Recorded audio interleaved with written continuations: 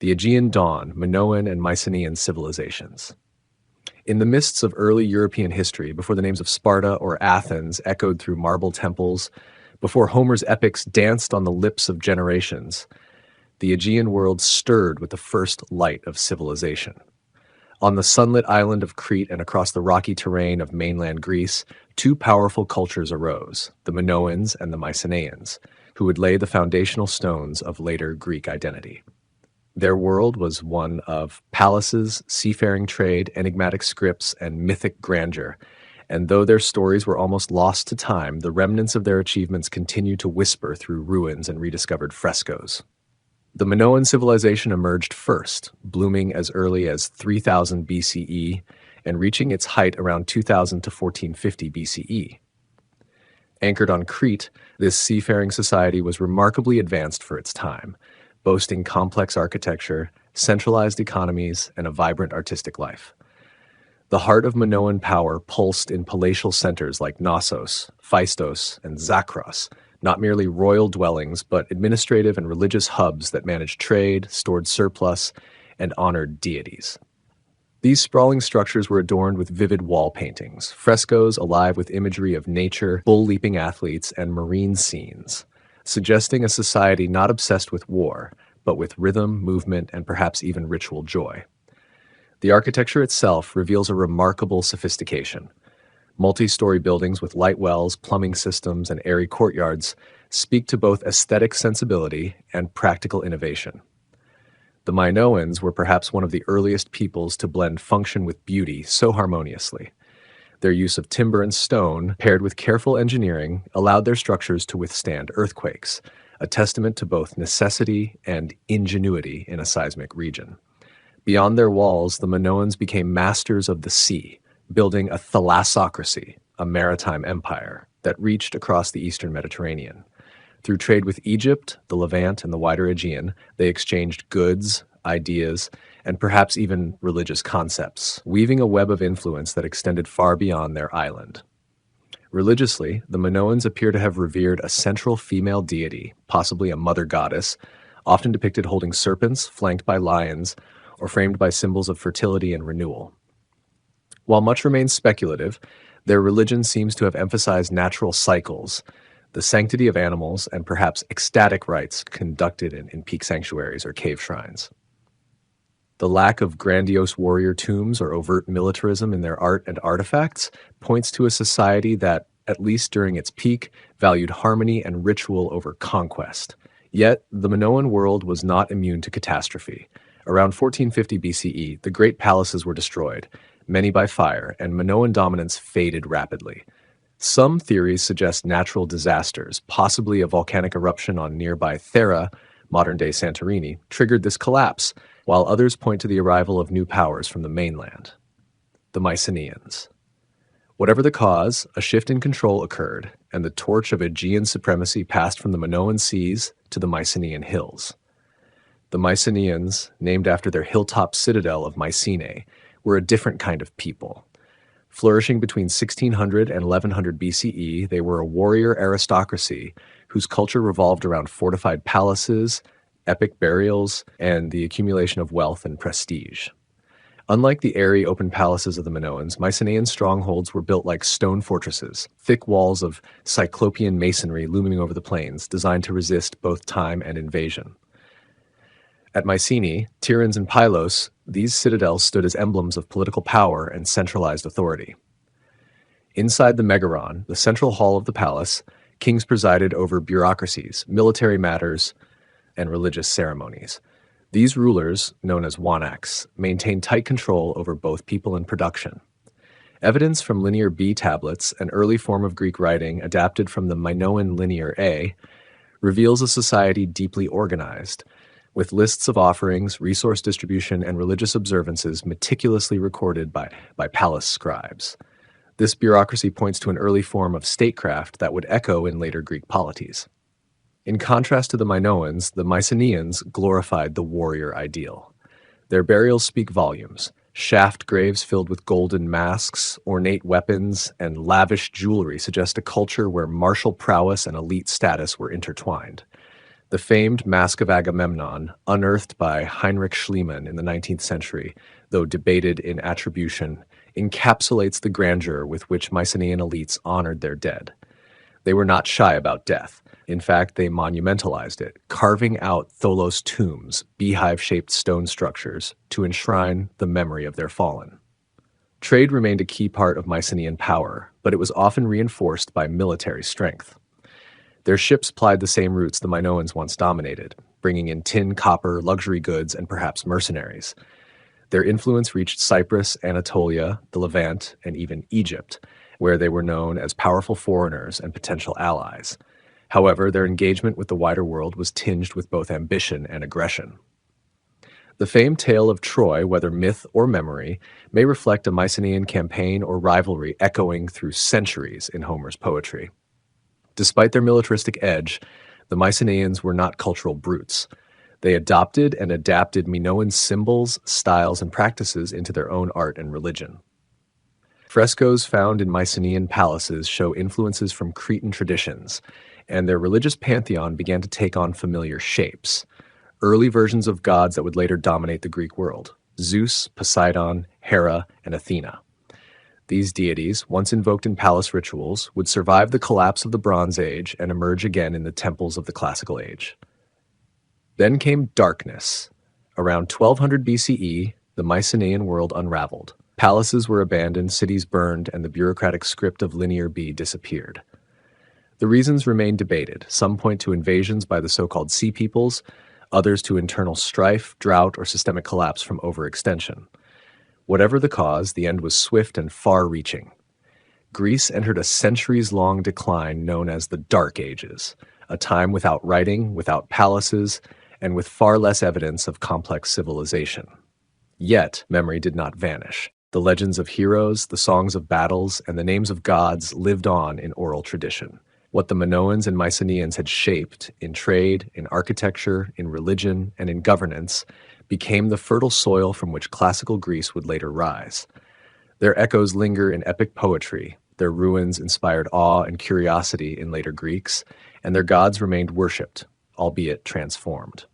In modern times, their rediscovery reignited the understanding that the Greek story did not begin with Athens or even Sparta, but much earlier, in the palaces of Knossos and the halls of Mycenae.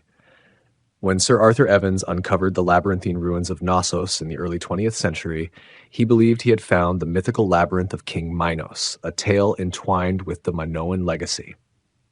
Meanwhile, Schliemann's excavations at Mycenae and Troy sought to tie archaeology with Homeric epic, reminding the world that myth and history sometimes intertwine more closely than we imagine. Today, the legacy of the Minoan and Mycenaean civilizations is not merely one of broken walls and buried treasures. It is a testament to human adaptability, creativity, and ambition. The Minoans, with their reverence for nature and mastery of the sea, teach us of a world where art, ritual, and commerce flourished in balance. The Mycenaeans, with their mighty tombs and organized states, reveal the complexities of early kingship and the allure of heroic legacy. Together, they form the twin foundations of Aegean civilization, one shaped by the wave, the other by the spear, united in shaping what would become the Greek spirit. The Aegean Dawn did not simply fade with time. It scattered seeds across centuries, waiting to bloom again in philosophy, democracy, and epic literature. From the soft footfalls in Cretan courtyards to the clash of bronze on Mycenaean battlefields, their presence endures, not just in the stone and soil of the Aegean, but in the enduring human desire to create, conquer, and remember. Their stories, once buried beneath ash and time, now rise again, illuminating that first flicker of civilization beneath the Aegean sky. The Greek Dark Ages, collapse and cultural reset. The period known as the Greek Dark Ages, stretching roughly from 1100 BCE to 800 BCE, marks a profound turning point in the history of ancient Greece. It was a time characterized not by the flourishing of cities or the achievements of intellectual giants, but rather by widespread decline, fragmentation, and cultural regression. This era followed the collapse of the Mycenaean civilization, which had dominated mainland Greece and parts of the Aegean world with its palatial centers, complex administration, and far-reaching trade networks. When the great palaces of Mycenae, Tana, Tiryns, and Pylos fell, so too did the intricate social, economic, and political systems they upheld. What followed was a period of obscurity, one where the accomplishments of the past were largely forgotten and new ways of life slowly took root in their place. The collapse of the Mycenaean world did not occur overnight. There is evidence to suggest that a combination of natural disasters, internal strife, and external invasions may have contributed to the downfall. Earthquakes likely damaged infrastructure, while internal unrest could have weakened the administrative core of the palatial states. The arrival of the so-called Sea Peoples, mysterious maritime raiders mentioned in Egyptian records, may have played a significant role in disrupting trade routes and contributing to the insecurity that hastened the decline. As these once powerful centers were destroyed or abandoned, the writing system known as Linear B, used to record palace inventories and transactions, disappeared as well. The knowledge of writing was lost, leaving the Greeks without a means to preserve their language or document events for several centuries. As centralized authority vanished, so too did the large-scale coordination of agricultural production and redistribution that had defined Mycenaean economic life. Without the oversight of palace bureaucrats, local communities reverted to more basic, subsistence-level farming. Settlements shrank in size, and many were completely abandoned. The construction of monumental architecture ceased, and evidence of long-distance trade became scarce. Pottery, once finely decorated and widely exported, grew simpler and cruder in design. The archaeological record from this time suggests a marked decline in wealth, population, and connectivity across the Greek world. Despite the starkness of this decline, the Dark Ages were not a period of complete cultural stagnation. While many elements of Mycenaean culture vanished, others persisted in altered forms, quietly laying the groundwork for future recovery. Local communities became more self-reliant, and kinship-based social structures grew in importance. The oikos, or household unit, emerged as the fundamental building block of Greek society. Leadership was no longer tied to vast palatial networks, but rested instead with local chieftains or influential families. These leaders likely derived their status through personal prowess and communal respect, rather than inherited titles from a central authority. One of the most notable cultural developments of this period was the oral transmission of stories and traditions. With the disappearance of writing, history, myth, and cultural memory were preserved through the spoken word. Bards and storytellers played a crucial role in maintaining a collective identity among scattered Greek communities. It was during this time that the epics attributed to Homer, the Iliad and the Odyssey, likely began to take shape, passed down orally for generations before being committed to writing in a later era. These tales of heroism, struggle, and fate served as both entertainment and instruction, preserving the values and ideals that would later define Greek culture. Religion also underwent transformation during the Dark Ages. While the Mycenaeans had worshipped a pantheon of deities that included early forms of the Olympic gods, religious practices became more localized and less formalized in the absence of centralized temples and priesthoods. Small sanctuaries and household altars took the place of grand religious complexes, and the worship of gods became more personal and community-centered. This period saw the slow evolution of religious rites and mythologies that would later be codified in classical Greek religion. Gradually, signs of recovery began to emerge. By the end of the 9th century BCE, archaeological evidence indicates a modest revival in population and settlement activity. Pottery styles grew more intricate, and the geometric period began, named for the linear patterns and motifs that adorned ceramics of the time. Iron, which had been introduced during the collapse, became the material of choice for tools and weapons, replacing bronze and signaling new technological advancement. This period also saw the beginnings of new forms of social organization, with some communities starting to gather in proto-polis arrangements that would later develop into the city-states of the Archaic and Classical periods. A crucial turning point came with the reintroduction of writing around the 8th century BCE. This time, however, the Greeks adopted a new alphabet derived from the Phoenician script, which included symbols for vowel sounds, a significant innovation that made literacy more accessible. With this tool, the Greeks could once again record their language, and the process of cultural memory, administration, and intellectual growth accelerated. Writing allowed for the preservation of laws, the recording of treaties, and the transmission of poetry and philosophy. The revival of literacy was more than a technical achievement. It was a reclaiming of history and identity, an essential step in the reemergence of a vibrant Greek culture. It is important to view the Greek Dark Ages not simply as a time of loss, but also as one of transformation. In the silence left by the fallen palaces, new voices emerged, voices that would shape the character of Greek civilization for centuries to come. The hardships endured during this time may have fostered a sense of resilience and innovation. Freed from the rigid structures of Mycenaean bureaucracy, communities experimented with new political forms and forged stronger ties to their immediate environments. This period of decentralized living and oral tradition helped shape the fiercely independent, community-oriented ethos of later Greek city-states. Furthermore, the Dark Ages served as a crucible for the social values that would underpin Greek life. The emphasis on personal honor, bravery, hospitality, and loyalty that permeates Homeric poetry likely reflects ideals nurtured in this period of uncertainty and rebuilding. These values became foundational to Greek identity, influencing political life, education, and philosophical thought for generations. The reverence for ancestors and heroic figures fostered a continuity with the past, even as the Greeks moved forward into new societal models. The Greek Dark Ages also indirectly contributed to the wider Mediterranean world by shaping a people who would soon become explorers, traders, and colonizers. As Greek communities grew more stable and prosperous, they began to look outward. The 8th and 7th centuries BCE saw the beginning of Greek colonization, with new settlements established from the coasts of Asia Minor to the shores of Italy and beyond.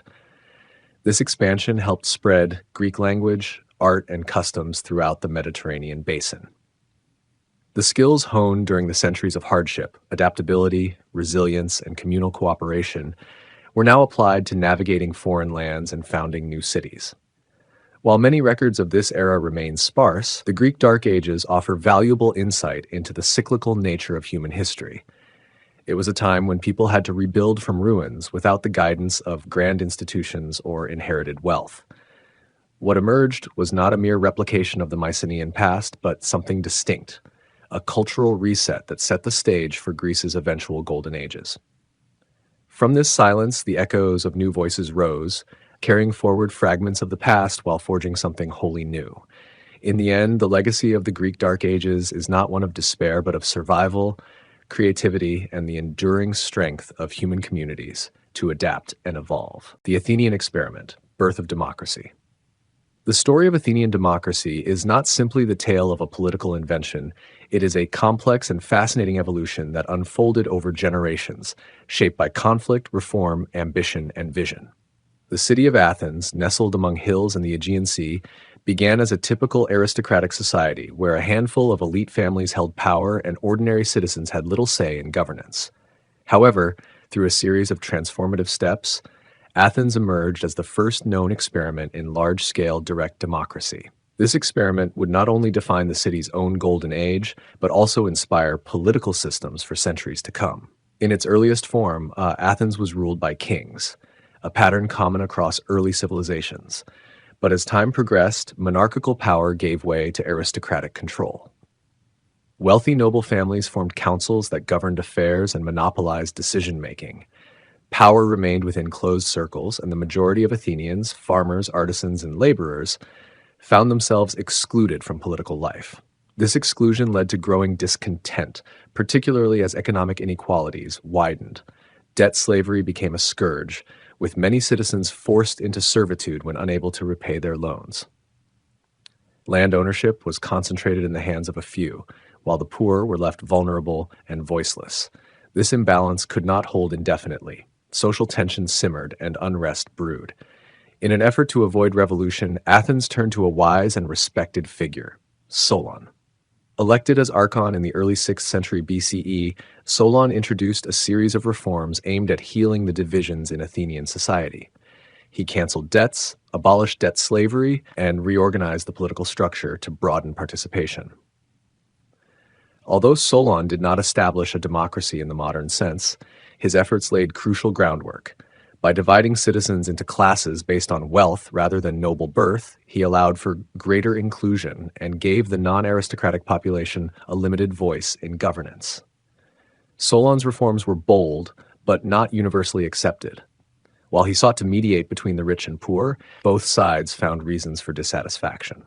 Still, his changes marked a clear departure from oligarchic control and introduced the idea that law and participation in civic life could be tied to criteria other than hereditary privilege. After his departure, however, factional rivalries intensified once more. Competing aristocratic groups vied for influence, and amid the chaos, a strongman named Pisistratus seized power. Though technically a tyrant, Pisistratus ruled with a degree of moderation that surprised many. Rather than dismantling Solon's institutions, he maintained them while consolidating power behind the scenes. His rule brought relative peace and prosperity. He initiated building projects, patronized the arts, and supported religious festivals that gave a shared cultural identity to the Athenians. Despite being autocratic, Pisistratus understood that legitimacy required the appearance of public support, and so he governed with a degree of consent that set him apart from the despots of later eras. After his death, however, his sons took over and proved far less competent and far more repressive.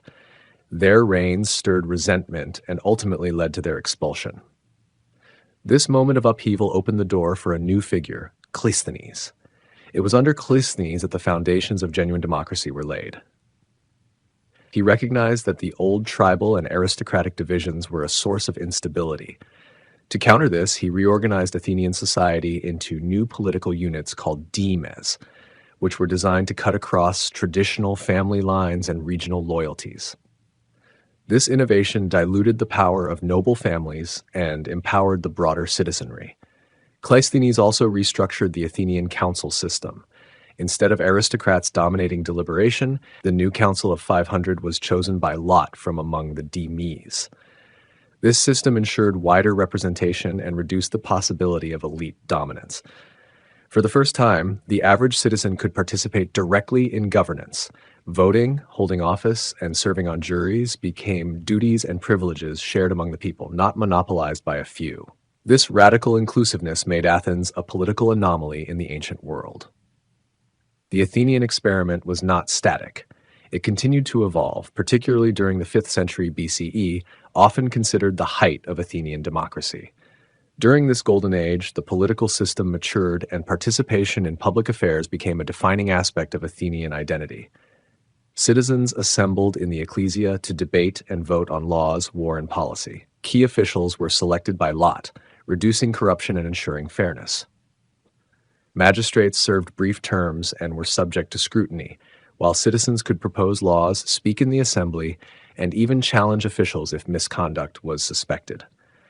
What made Athenian democracy distinct was its direct nature. Unlike modern representative democracies, where citizens elect officials to make decisions, the Athenians themselves made the laws. Every male citizen over the age of 18 was expected to engage in this process. Public service was regarded not just as a right, but as an obligation. In doing so, Athens created a culture where civic participation was deeply woven into the fabric of daily life.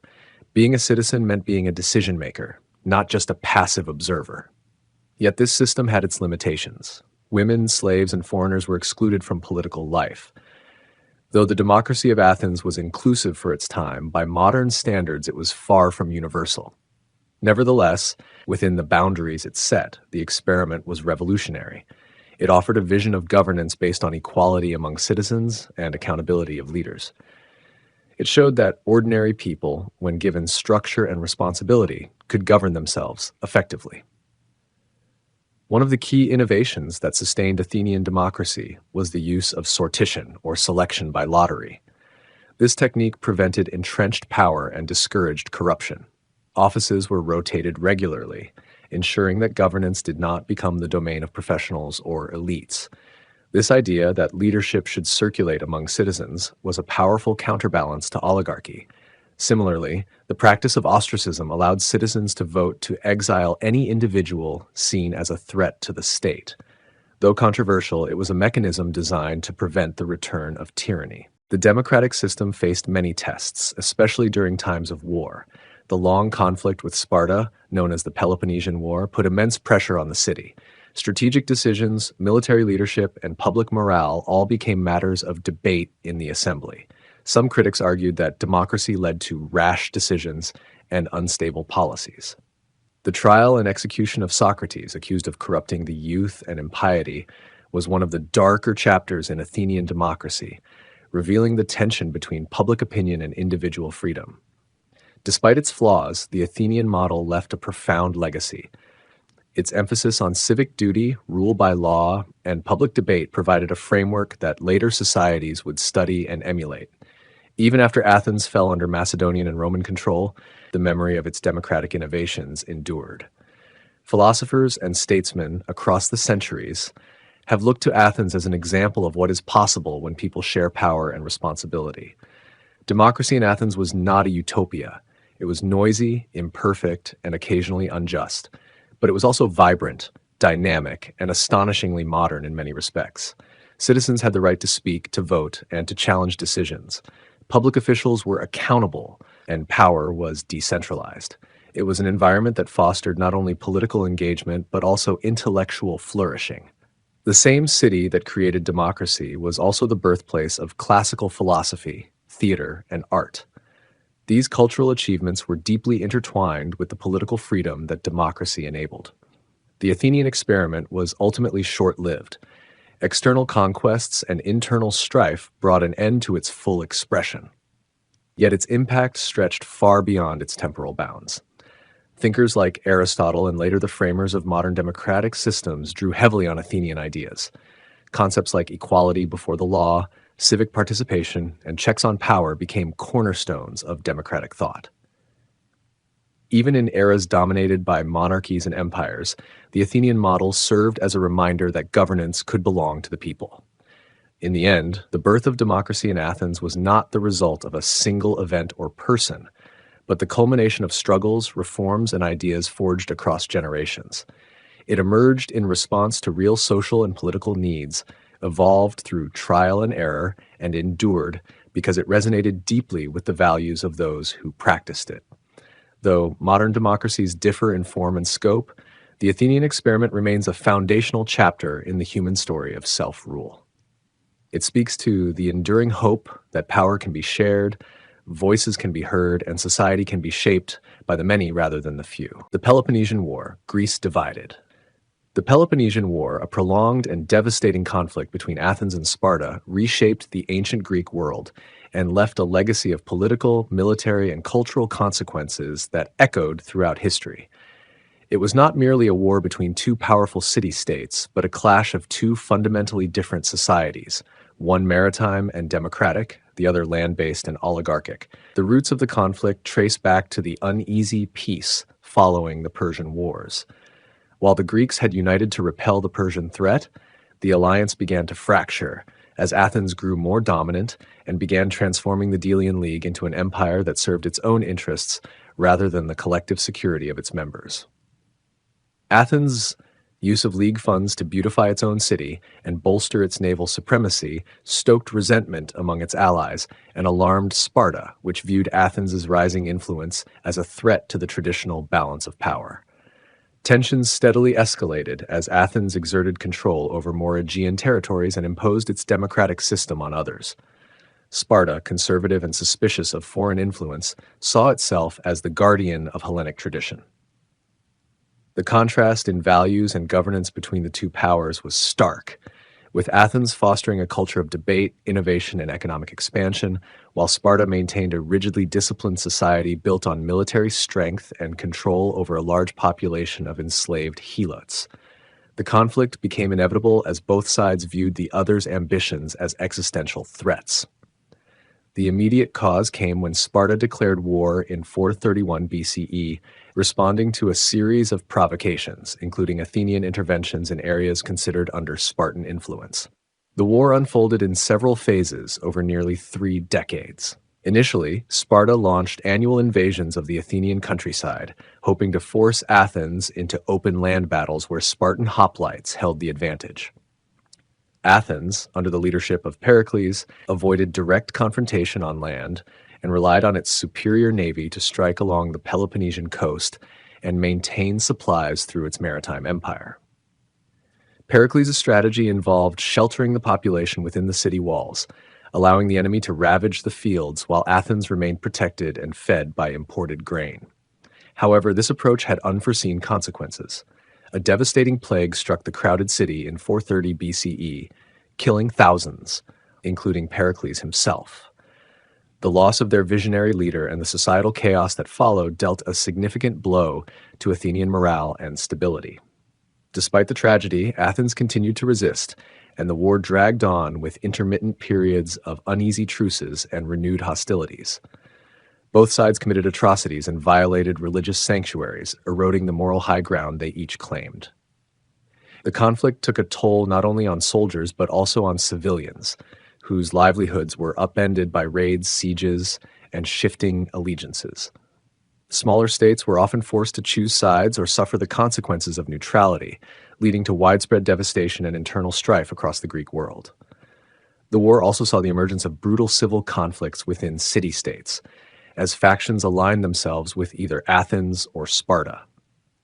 These stasis conflicts further deepened the sense of fragmentation and despair among the Greeks. In 421 BCE, the Peace of Nicias was signed, aiming to end hostilities and restore the pre-war status quo. However, the agreement was fragile and poorly enforced. Neither side fully adhered to its terms, and their allies continued skirmishing, undermining any chance of a lasting resolution. Athens, under new leaders with more aggressive ambitions, resumed military expeditions. One of the most disastrous decisions came in 415 BCE, when Athens launched the Sicilian expedition, a massive campaign aimed at conquering Syracuse, a powerful city in Sicily allied with Sparta. The venture was a catastrophic failure. Poor planning, lack of adequate intelligence, and fierce resistance from the Syracusans and their allies led to a total loss of Athenian forces. The defeat not only depleted Athens' manpower and resources, but also shattered its image of invincibility. Sparta seized the opportunity to renew the war with greater intensity, now with support from the Persian Empire, which provided financial aid and naval support in exchange for future influence over the Ionian cities. This unexpected alliance tilted the balance significantly.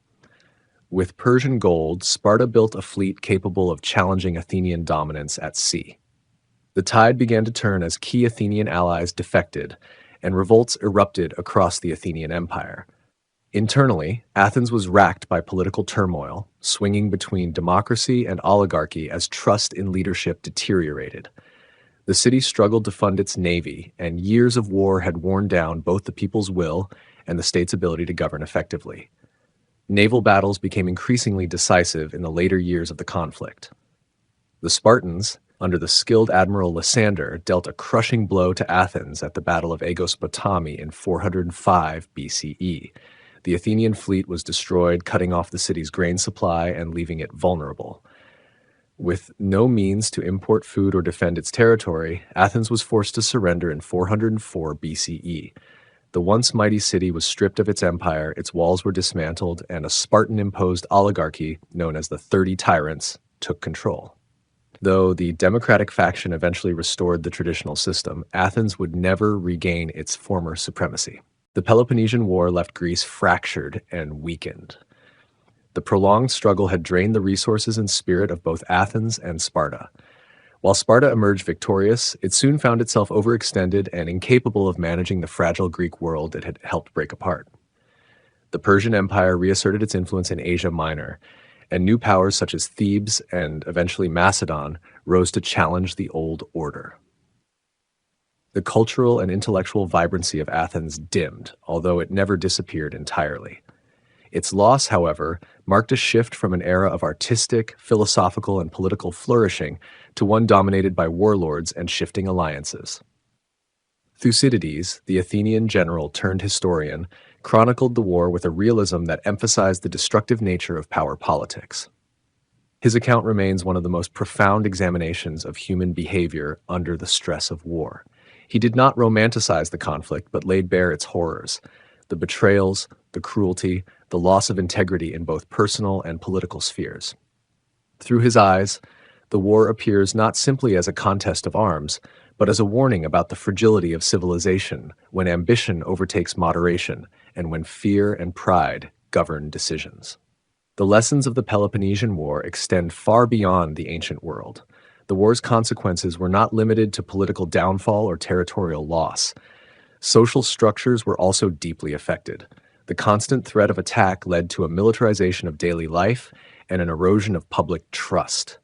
Philosophers, dramatists, and citizens alike grappled with the disillusionment of a once idealized political system. The trauma of civil strife and foreign conquest seeded a cultural shift from confidence to introspection. Plays by Euripides and philosophical works by Plato reflect the moral questions that emerged in the war's wake: what justice meant, how societies should be governed, and whether truth and virtue could survive in a world ruled by might. In military terms, the Peloponnesian War signaled the end of the dominance of the traditional hoplite phalanx and ushered in an era where naval power and siege warfare became increasingly important.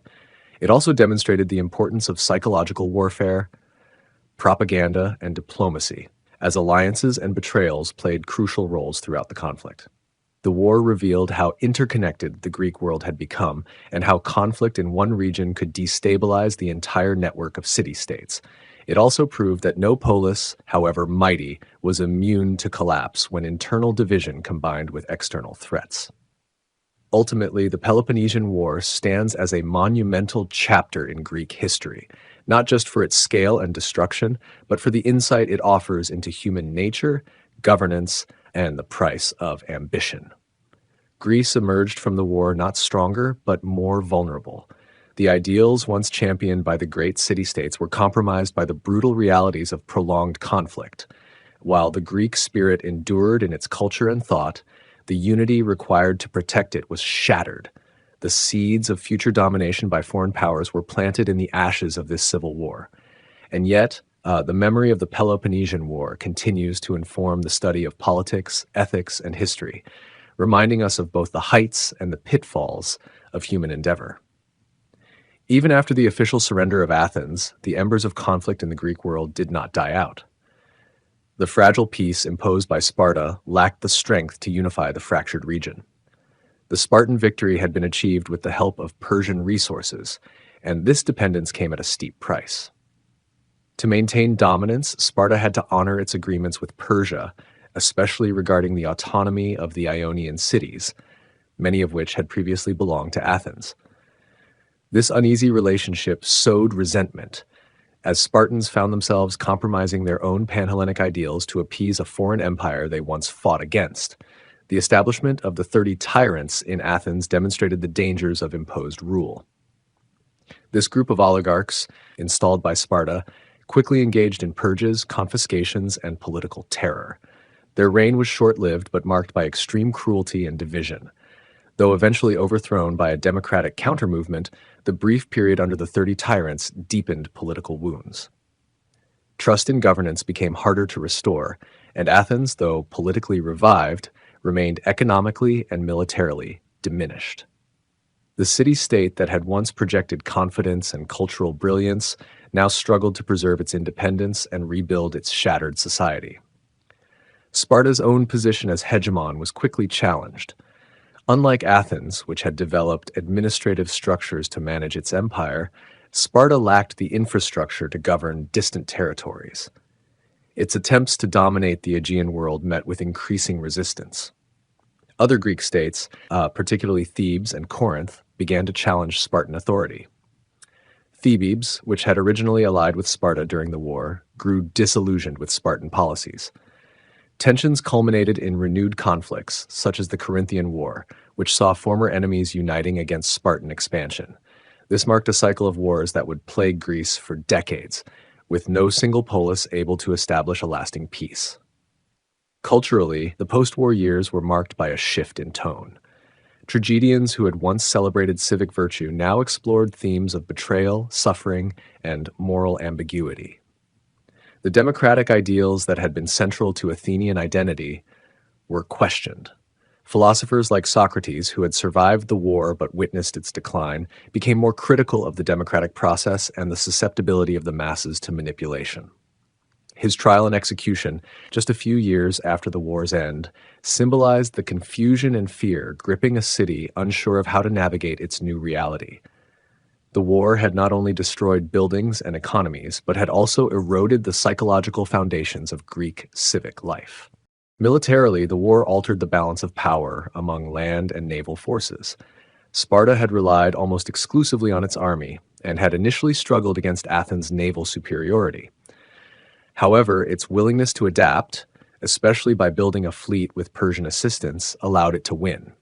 Yet this newfound dependence on maritime power changed the traditional Spartan character.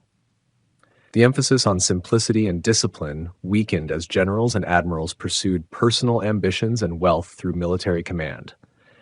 Corruption became more common in Spartan politics, and the legendary austerity of its society began to fade. The very victory it had achieved helped unravel the unique social order that had once made Sparta so formidable. Economically, the Peloponnesian War wreaked havoc on agriculture, trade, and local industries. Years of siege, plundering, and conscription left the countryside barren and the population reduced. Many once prosperous cities were now filled with widows, orphans, and veterans unable to work or reintegrate into society. Slavery increased as a means to compensate for labor shortages, and poverty grew widespread, even in previously wealthy communities. Athens' famed silver mines, which had financed much of its wartime efforts, were no longer productive. The grand temples and public projects that had defined the Periclean era stood in stark contrast to the economic despair that followed. Diplomatically, the Greek world entered a period of intense instability. Former allies became enemies, and cities constantly shifted loyalties in pursuit of local advantage. The ideal of a united Hellenic identity, briefly glimpsed during the Persian Wars, faded entirely. Foreign powers like Persia continued to exploit these divisions, inserting themselves into Greek politics through bribes, treaties, and military support. The inability of the Greek city-states to unite under any common purpose allowed Persia to regain influence in regions it had previously lost. In this environment of fragmentation, it became increasingly difficult to form alliances based on trust or shared values. The Peloponnesian War also had a profound impact on the role of mercenaries. As city-states struggled to rebuild their citizen armies, they increasingly relied on hired soldiers. This professionalization of warfare introduced a new dynamic. Mercenaries, loyal not to a polis but to their paymasters, destabilized traditional military structures. They brought experience and skill, but also a new kind of danger. Armies that could change sides or turn on their employers if payment faltered. This trend would continue into the later Hellenistic period, when large mercenary armies became standard for many rulers across the eastern Mediterranean. One of the more enduring legacies of the war lies in the historical record itself. Thucydides' account of the Peloponnesian War, though unfinished, set a standard for historical writing that emphasized evidence, human motivation, and the cyclical nature of power. His refusal to invoke the gods or fate marked a turning point in how history was recorded and interpreted. His work serves not just as a chronicle, but as a reflection on the nature of politics, war, and human error.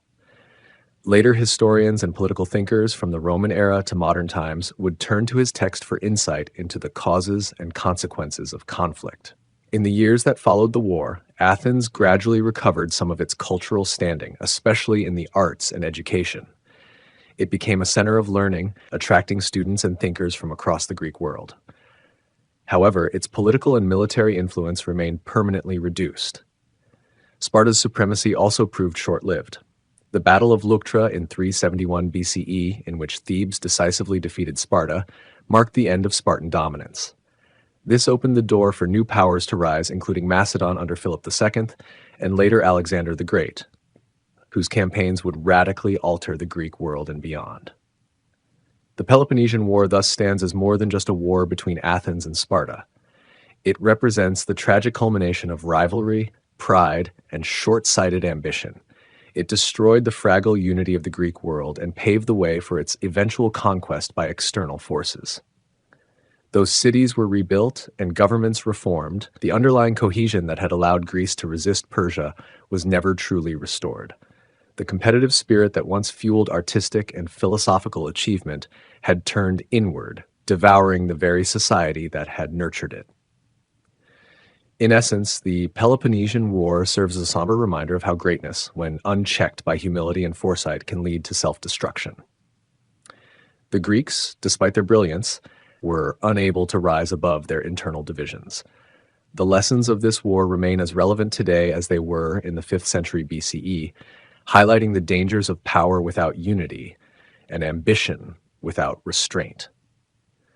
Through war, the Greeks lost not only their political balance, but also a part of their shared identity, leaving behind a cautionary tale etched deeply into the annals of human history. Everyday life in ancient Greece. Everyday life in ancient Greece unfolded within a vibrant, complex society where customs, rituals, and labor shaped the rhythms of daily existence. From sunrise to sunset, men, women, and children performed their roles in accordance with traditions that had been passed down through generations, each playing a part in maintaining the balance of their communities. The structure of Greek life was heavily influenced by geography, social class, and the city-state to which one belonged. Whether one lived in the bustling city of Athens or the militaristic polis of Sparta, the experiences of daily life were shaped by deeply ingrained cultural expectations, religious devotion, and a reliance on the natural environment. Greek homes were simple by modern standards, but served as the center of domestic life. Built around a central courtyard, these houses provided shelter from the Mediterranean sun and allowed for privacy within family spaces. Women typically remained within the home or nearby, managing household tasks, weaving, cooking, and raising children. Their lives were largely centered around the private sphere, and much of their influence was exercised through managing the household and preserving family traditions.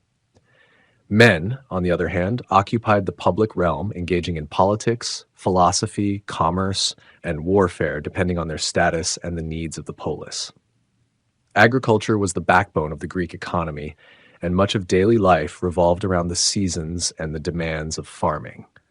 Farmers rose with the sun, tending to olive trees, vineyards, and fields of barley or wheat.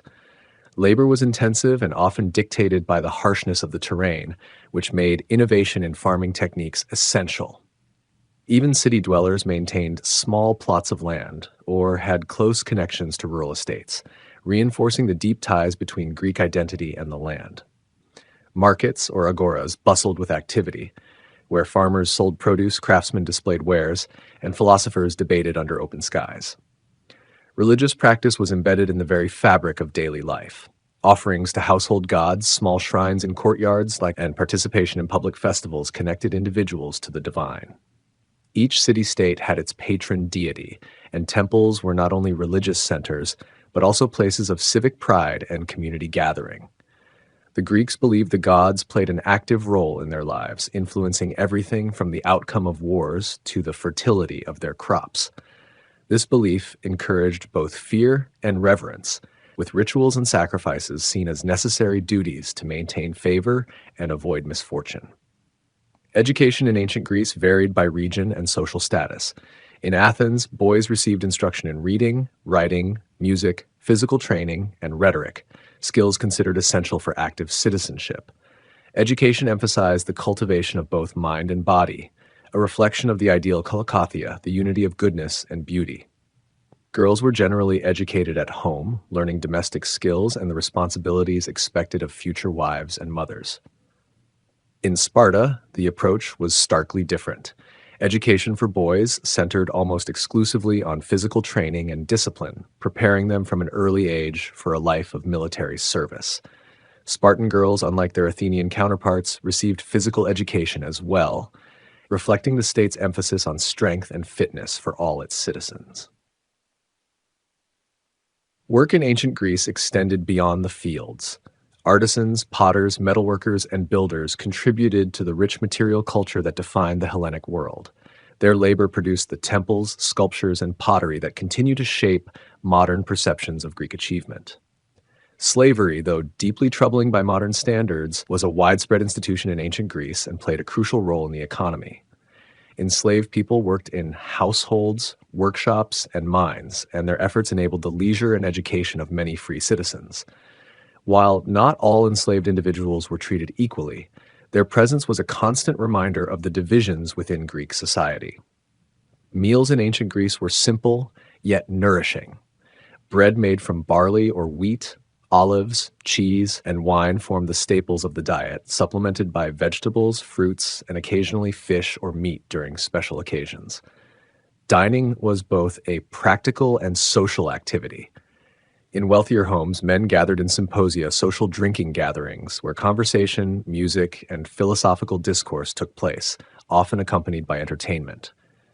Women rarely attended these events, highlighting the gendered nature of social interaction in much of Greek life. Clothing was practical and reflected social roles more than personal expression. The basic garments were tunics, known as chitons, and cloaks called himatians. These were typically made of wool or linen and adjusted to fit the weather. Men and women wore similar styles, though the way they were fastened and decorated often distinguished status and gender. Footwear was minimal, often reserved for travel or formal occasions, with sandals or soft leather shoes being the most common. Public life, especially in democratic Athens, was marked by engagement in civic duties. Citizens took pride in participating in the assembly, serving on juries, or holding public office. These responsibilities were seen not merely as rights, but as essential duties of citizenship. The agora was not only a marketplace, but also a forum for political discussion and decision-making. In contrast, Sparta placed greater emphasis on military service and obedience, with little room for personal political expression. Yet, in both societies, loyalty to the polis was paramount, shaping a collective sense of identity. Festivals and theatrical performances provided breaks from the routine of daily labor and reinforced shared cultural values. The Dionysia in Athens, for example, celebrated the god Dionysus with days of dramatic performances where tragedies and comedies explored themes of fate, justice, and human nature. These events were community affairs, with attendance considered a civic responsibility and an opportunity for collective reflection. Music and dance played central roles in these festivals, as did athletic competitions, which showcased individual excellence and communal pride. Greek families were patriarchal, with the father as head of the household. He held authority over property, marriage arrangements, and religious rights. Marriage was a key institution, often arranged to strengthen alliances and secure inheritance lines. Women married young, and their primary role was to produce and raise children, especially sons who could carry on the family name. Despite these restrictions, women in some regions, like Sparta, held more rights and managed family estates in the absence of their warrior husbands. Children's lives were defined by their future roles. Boys prepared for citizenship or military service, while girls were raised with the expectations of domestic life. Toys, games, and songs were part of childhood, but education and preparation for adult responsibilities began early. Coming-of-age rituals marked the transition from childhood to adulthood, signaling new duties and expectations. Though warfare was common in ancient Greece, it was not a constant presence in daily life for most. Soldiers trained regularly, and military readiness was valued, especially in cities like Sparta. But for many Greeks, especially in rural communities, life was focused more on the cycles of planting, harvest, and family. When conflicts did arise, however, they brought disruption, destruction, and shifts in power that could change the course of entire city-states. Trade and travel connected the Greek world to other civilizations. Merchants ventured across the Mediterranean, bringing goods such as grain, wine, and pottery to distant markets. In return, they brought back luxury items, ideas, and knowledge that enriched Greek culture. Seafaring was both a necessity and a skill, especially in a land where mountains divided regions and the sea offered faster routes for communication and commerce. Death and burial were important parts of Greek life, treated with solemn rituals meant to honor the deceased and appease the gods of the underworld. Funerals were family affairs, but also public events, with processions and offerings. Tombs and grave markers reflected the status of the deceased, and commemorative practices served as reminders of the individual's place within the family and society. Beliefs about the afterlife varied, but most shared the idea of a soul journeying to Hades, where it would exist in a shadowy realm shaped by its earthly deeds. Philosophy and inquiry flourished, especially in Athens, where figures like Socrates, Plato, and Aristotle challenged people to question the world around them. Although such intellectual pursuits were not a part of everyday life for most citizens, they influenced public discourse and education. Ideas about virtue, justice, and the nature of existence gradually permeated society, shaping values and behaviors even beyond the walls of the academy. In sum, daily life in ancient Greece was shaped by a careful balance of work, worship, family, and civic duty. It was a world where the individual found meaning through connection to community, tradition, and the divine. Every activity, from farming a rocky hillside to debating in the agora, was imbued with a sense of purpose rooted in the ideals of harmony, excellence, and order. Though centuries have passed, the echoes of Greek daily life still resonate, offering insights into the foundations of Western thought and the enduring human quest for meaning and belonging. Greek mythology, gods, heroes, and sacred tales. Greek mythology stands as one of the most profound and richly woven traditions in human history, shaping literature, religion, art, and philosophy for thousands of years. Rooted in the ancient beliefs of the people who inhabited the regions around the Aegean Sea, these myths were more than just stories. They were sacred narratives that offered explanations for the universe's creation, natural phenomena, human behavior, and the moral fabric of society. These tales endured through oral traditions long before they were written down, passed from generation to generation as a form of cultural memory and religious instruction. They did not serve purely as entertainment, but were deeply embedded in the lives of the Greeks, influencing how they viewed the world and their place within it. From the towering figures of Olympus to the trials of mortal heroes, Greek mythology provided a vivid framework for understanding existence. At the heart of this mythology were the gods and goddesses of Mount Olympus, a divine family who each represented a different aspect of the natural and spiritual world. These deities, though immortal and immensely powerful, exhibited human emotions and flaws, making them both awe-inspiring and relatable. Zeus, the king of the gods, reigned with authority over the sky and thunder, maintaining order among gods and men. His brother Poseidon controlled the seas, while Hades ruled the underworld, a shadowy realm where souls of the dead dwelled. Hera, Zeus's queen, embodied marriage and family, often portrayed as a protector of women, but also known for her fierce jealousy. Athena, goddess of wisdom and war strategy, symbolized intellect and fairness, whereas Ares, her counterpart in war, represented the brutal and chaotic side of battle. Other deities like Apollo, Artemis, Demeter, and Dionysus governed elements such as the sun, the moon, agriculture, and ecstasy. Each of these divine figures had temples, rituals, and festivals dedicated to their honor, and the myths surrounding them shaped the moral lessons of Greek culture. Beyond Olympus, the mythology embraced a vast array of heroes, mortal men and women who performed extraordinary deeds, often with the aid of the gods or in defiance of them. These heroes were central to many of the most enduring tales. Heracles, known for his unmatched strength and for completing the 12 labors, symbolized endurance and the triumph of perseverance over hardship. Perseus, the slayer of Medusa, was celebrated for his courage and resourcefulness. Theseus, the founder hero of Athens, navigated the labyrinth and slew the Minotaur, earning a place in the annals of legendary kingship. Jason's quest for the Golden Fleece led him across the seas with the Argonauts, encountering magic and betrayal along the way. Each hero's journey carried not only physical trials, but moral and psychological struggles, reflecting the Greek belief in striving for excellence and the unavoidable presence of fate.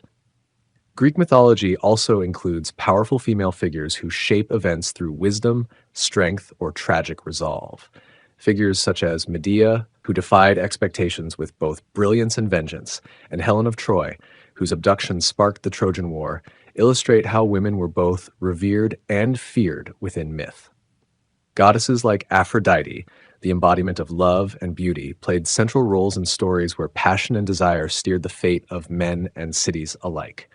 Even mortals like Penelope, wife of Odysseus, gained mythic stature for their loyalty and resilience. The blend of human qualities and divine influence in these characters allowed Greek audiences to explore the complexities of honor, betrayal, and redemption.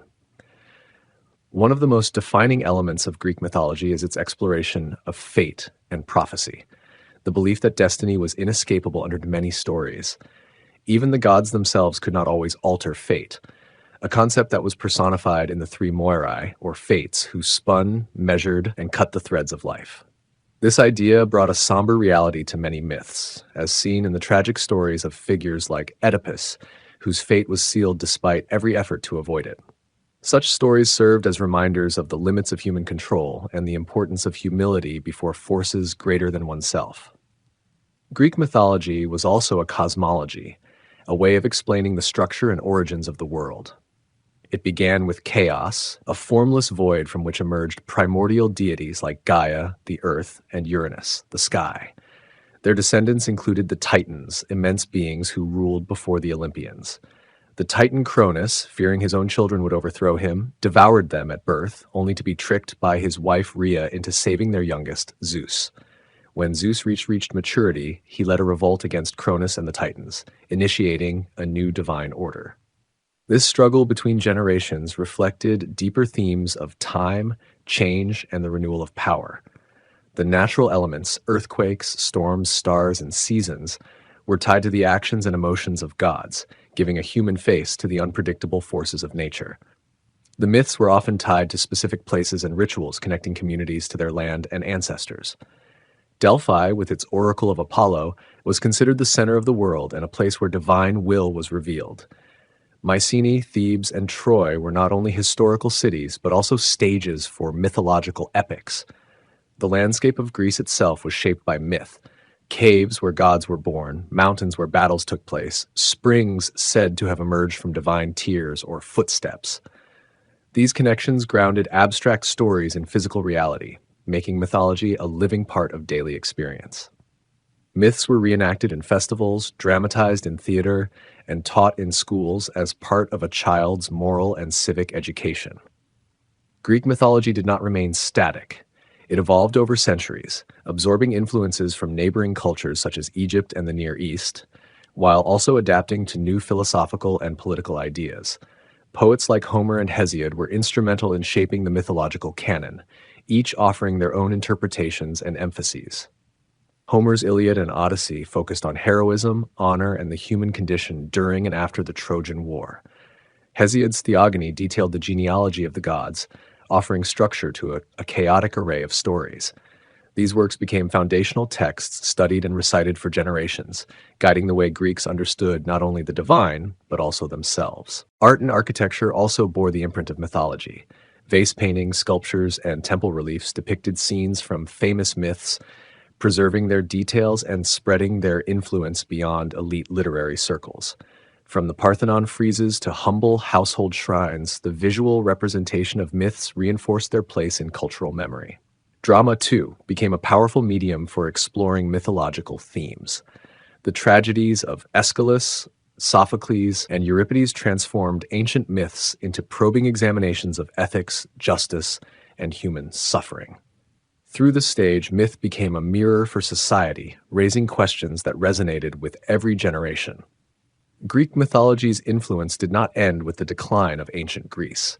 The Romans adopted many of the Greek gods and stories, renaming them and integrating them into their own religious practices. Later, during the Renaissance and beyond, European artists and writers revived classical mythology as a source of inspiration and allegory. Even in modern times, Greek myths remain central to literature, film, psychology, and education.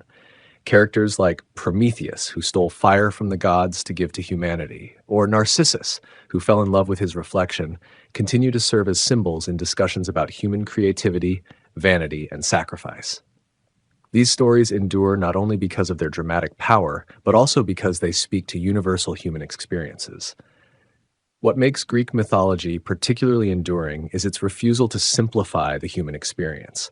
The gods were not perfect beings, and the heroes were not flawless saviors. They lied, loved, fought, failed, and sometimes paid dearly for their choices. In this way, myth offered a space where human nature could be examined without judgment, where the messy and unpredictable aspects of life could be given form and meaning. It provided a shared language through which communities could discuss values, fears, aspirations, and responsibilities. For the Greeks, mythology was a mirror held up to the soul of their people, an ever-evolving reflection of who they were and what they hoped to be. The sacred tales of Greek mythology continue to captivate because they combine wonder with wisdom, drama with depth.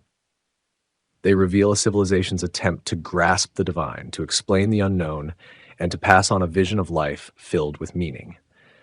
Whether through the thunderbolt of Zeus or the cunning of Odysseus, the heartbreak of Orpheus or the strength of Atalanta, these stories remind us that humanity has always sought to understand its place in a vast and mysterious universe.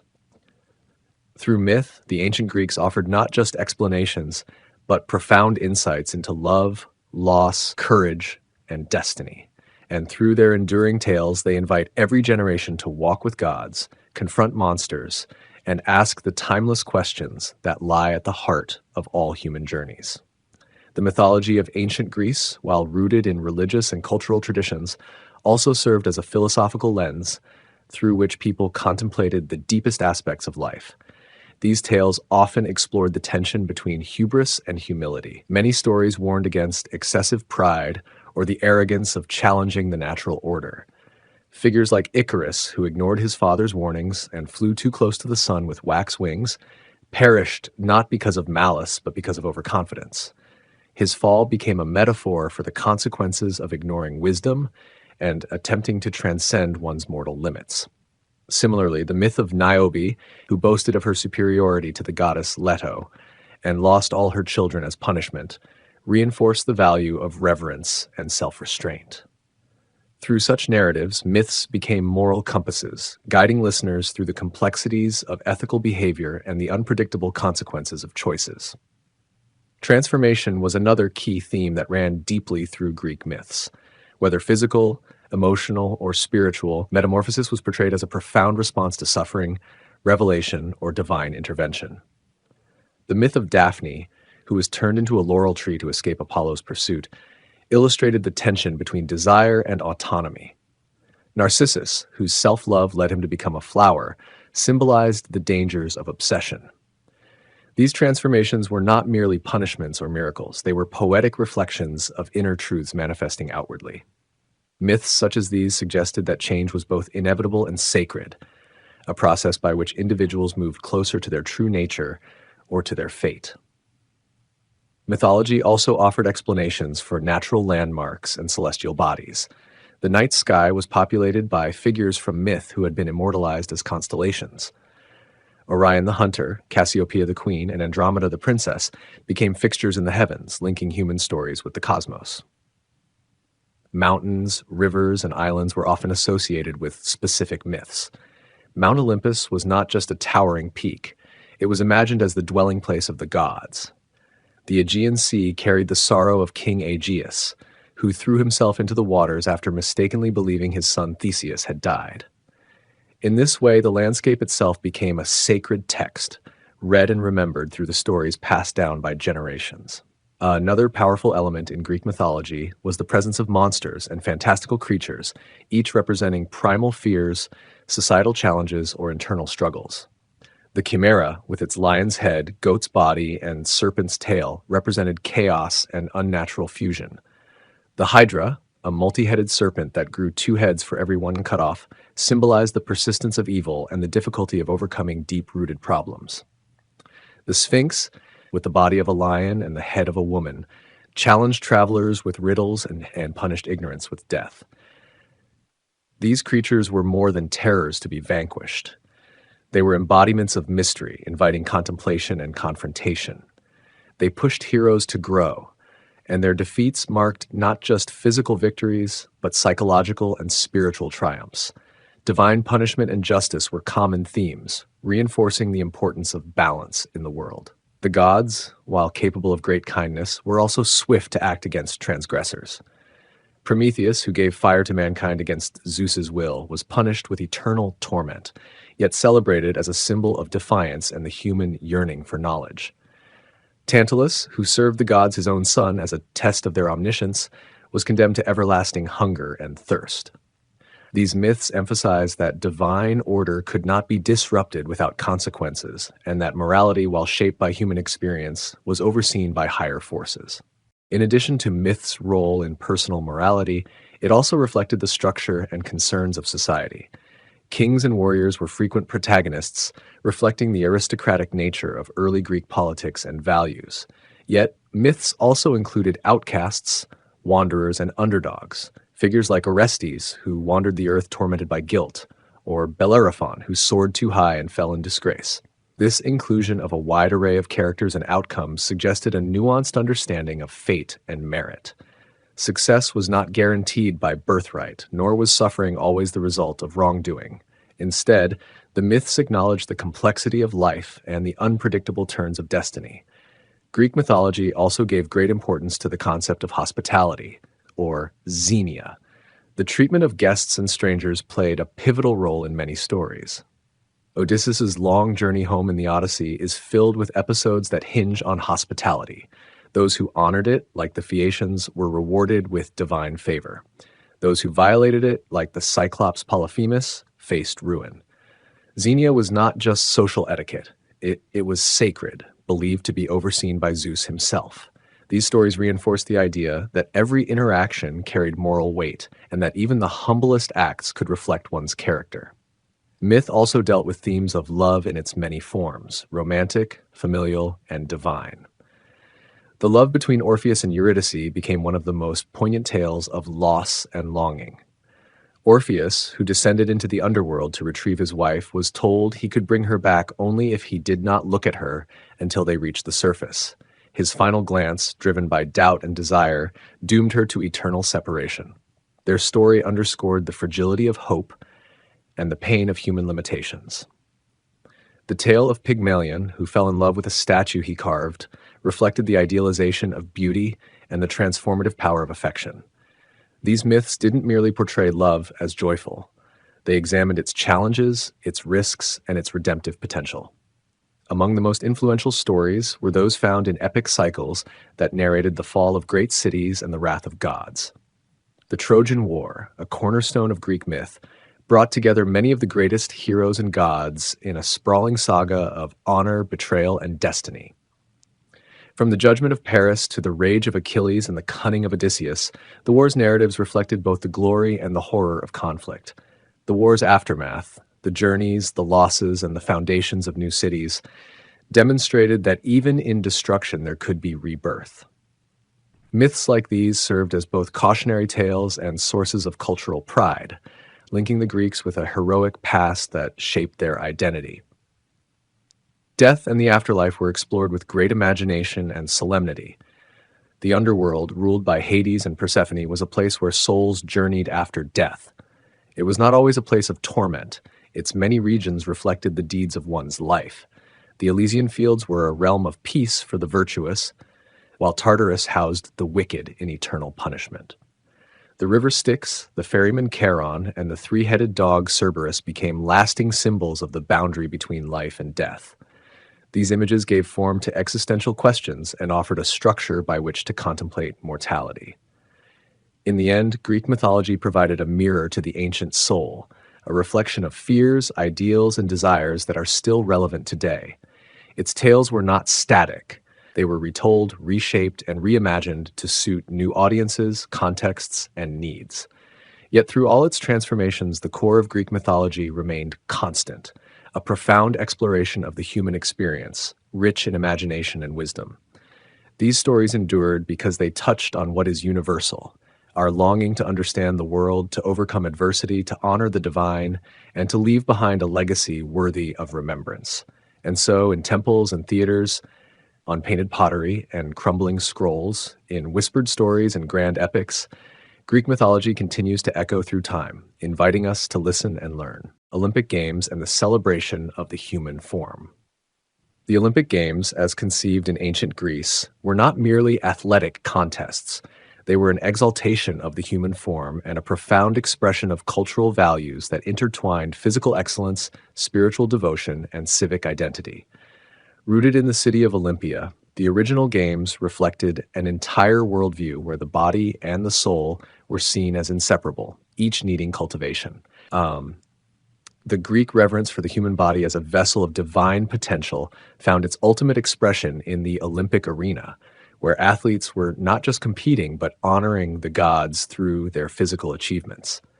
Held every 4 years, the ancient Olympic Games were a unifying force for the Greek world. Despite being composed of fiercely independent city-states that often warred with one another, Greece would observe a sacred truce during the Games to ensure safe passage for athletes and spectators alike. This peace was not just logistical, it was symbolic. The Games served as a reminder that beyond the walls of individual city-states lay a shared heritage, a collective admiration for strength, skill, and the noble pursuit of excellence. The body was central to this pursuit. The Greeks believed that physical perfection mirrored moral and intellectual virtue, and so sculpted the ideal form not only in stone but in real life through rigorous training and competition. The competitors were all male citizens, and they competed in the nude, a tradition that might seem surprising to the modern world, but was deeply meaningful to the Greeks. Nudity was not seen as indecent, but as an honest display of the human physique, unadorned and unashamed. It represented transparency, purity, and a celebration of anatomy, as crafted by nature or the divine.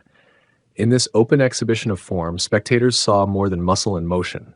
They saw beauty, discipline, and harmony, ideals that resonated with Greek artistic and philosophical traditions. The events themselves ranged from foot races and wrestling to chariot races and the brutal pankration, a no-holds-barred contest that blended boxing and wrestling. Each event tested different aspects of the human body: speed, endurance, agility, and strength. The athletes trained for years to hone their capabilities, often under the guidance of experienced mentors. Victors were crowned with olive wreaths and immortalized in song and sculpture. Their achievements were seen as reflections not only of personal ability, but of their city-states' virtues and values. The human form in motion was thus a political statement, a spiritual act, and a public spectacle. Religious significance also lay at the heart of the Games. They were held in honor of Zeus, the king of the gods, whose temple at Olympia was one of the most magnificent in the Greek world. The Olympics were embedded in ritual, including sacrifices, prayers, and dedications. Athletic performance was not isolated from the sacred. Rather, it was a form of devotion. Victors often dedicated their prizes or images to the gods, affirming that their talents were gifts to be offered back. In this sense, the celebration of the human form was simultaneously a celebration of divine favor and cosmic order. The symmetry of a well-trained body mirrored the symmetry of the universe as the Greeks envisioned it. Over time, the Olympic Games evolved into a platform not only for physical prowess, but also for broader cultural exchange. Artists, poets, and philosophers would gather at Olympia, sharing their work and ideas. The Games became a convergence of Greek thought, art, and identity. The athletic feats inspired sculptures like those of Myron and Polykleitos, whose works idealized motion and form. These artistic representations were not exaggerations, but distilled interpretations of real athletes who embodied the virtues so treasured by their society. When the Romans came to dominate Greece, they preserved and adapted the Olympic tradition, though not without changes. The Games were integrated into the broader Roman appetite for spectacle, but they never lost their association with physical glory and idealized form. Even when the original religious context faded, the awe for the human body and its capabilities endured. The decline of the ancient Games came eventually due to shifting religious and political tides. As Christianity spread, the association of the Games with pagan worship led to their suppression, yet the memory remained, etched in ruins, texts, and cultural consciousness. Centuries later, when the modern Olympic Games were revived in 1896, they drew inspiration directly from this ancient celebration of the human form. Though the context was different, secular, international, and inclusive of women, the essence remained: a stage for human potential. The body was still central, the arena still sacred, and the ideals of harmony, discipline, and excellence still alive. In the modern Games, one can still see echoes of Olympia, the pursuit of the limit, the striving for perfection, and the global admiration of those who dare to test the boundaries of human strength and endurance. The Olympic torch, which now travels across continents before igniting the cauldron at the opening ceremony, is a symbolic flame that links past to present. It carries with it the memory of ancient fires lit to honor gods, and now burns to honor unity, peace, and the undying spirit of competition. Modern athletes, like their ancient counterparts, undergo intense training, driven by dreams of representing their nations and surpassing their personal bests. Their performances are televised and recorded, reaching millions across the world, but at their core lies the same celebration: the joy of movement, the beauty of control, the awe of witnessing human limits being stretched. The human form, through the lens of the Olympics, is not only a matter of appearance, but of action. It is in the sprint of a runner, the leap of a gymnast, the poised balance of a diver, and the explosive power of a weightlifter. Each discipline magnifies a specific set of human capabilities, and each athlete offers a living demonstration of what can be achieved through relentless effort, focus, and passion. The form is not static, as in sculpture. It is dynamic, alive, breathing, and constantly challenged. This ever-moving perfection is part of what makes the Games a spectacle that captivates the world. Over time, the Olympics have also come to reflect changing ideas of inclusion and diversity. The celebration of the human form has expanded beyond the narrow ideals of ancient Greece to include people of different genders, races, abilities, and backgrounds. Paralympic athletes, for instance, redefine physical excellence in new ways, showing that the human form can adapt and thrive even after immense physical challenges. In this light, the Games are not just about natural gifts, but about the will to rise, the courage to compete, and the grace to persevere. Though the physical form remains central, the Olympics also serve as a platform for broader stories of resilience, identity, and unity.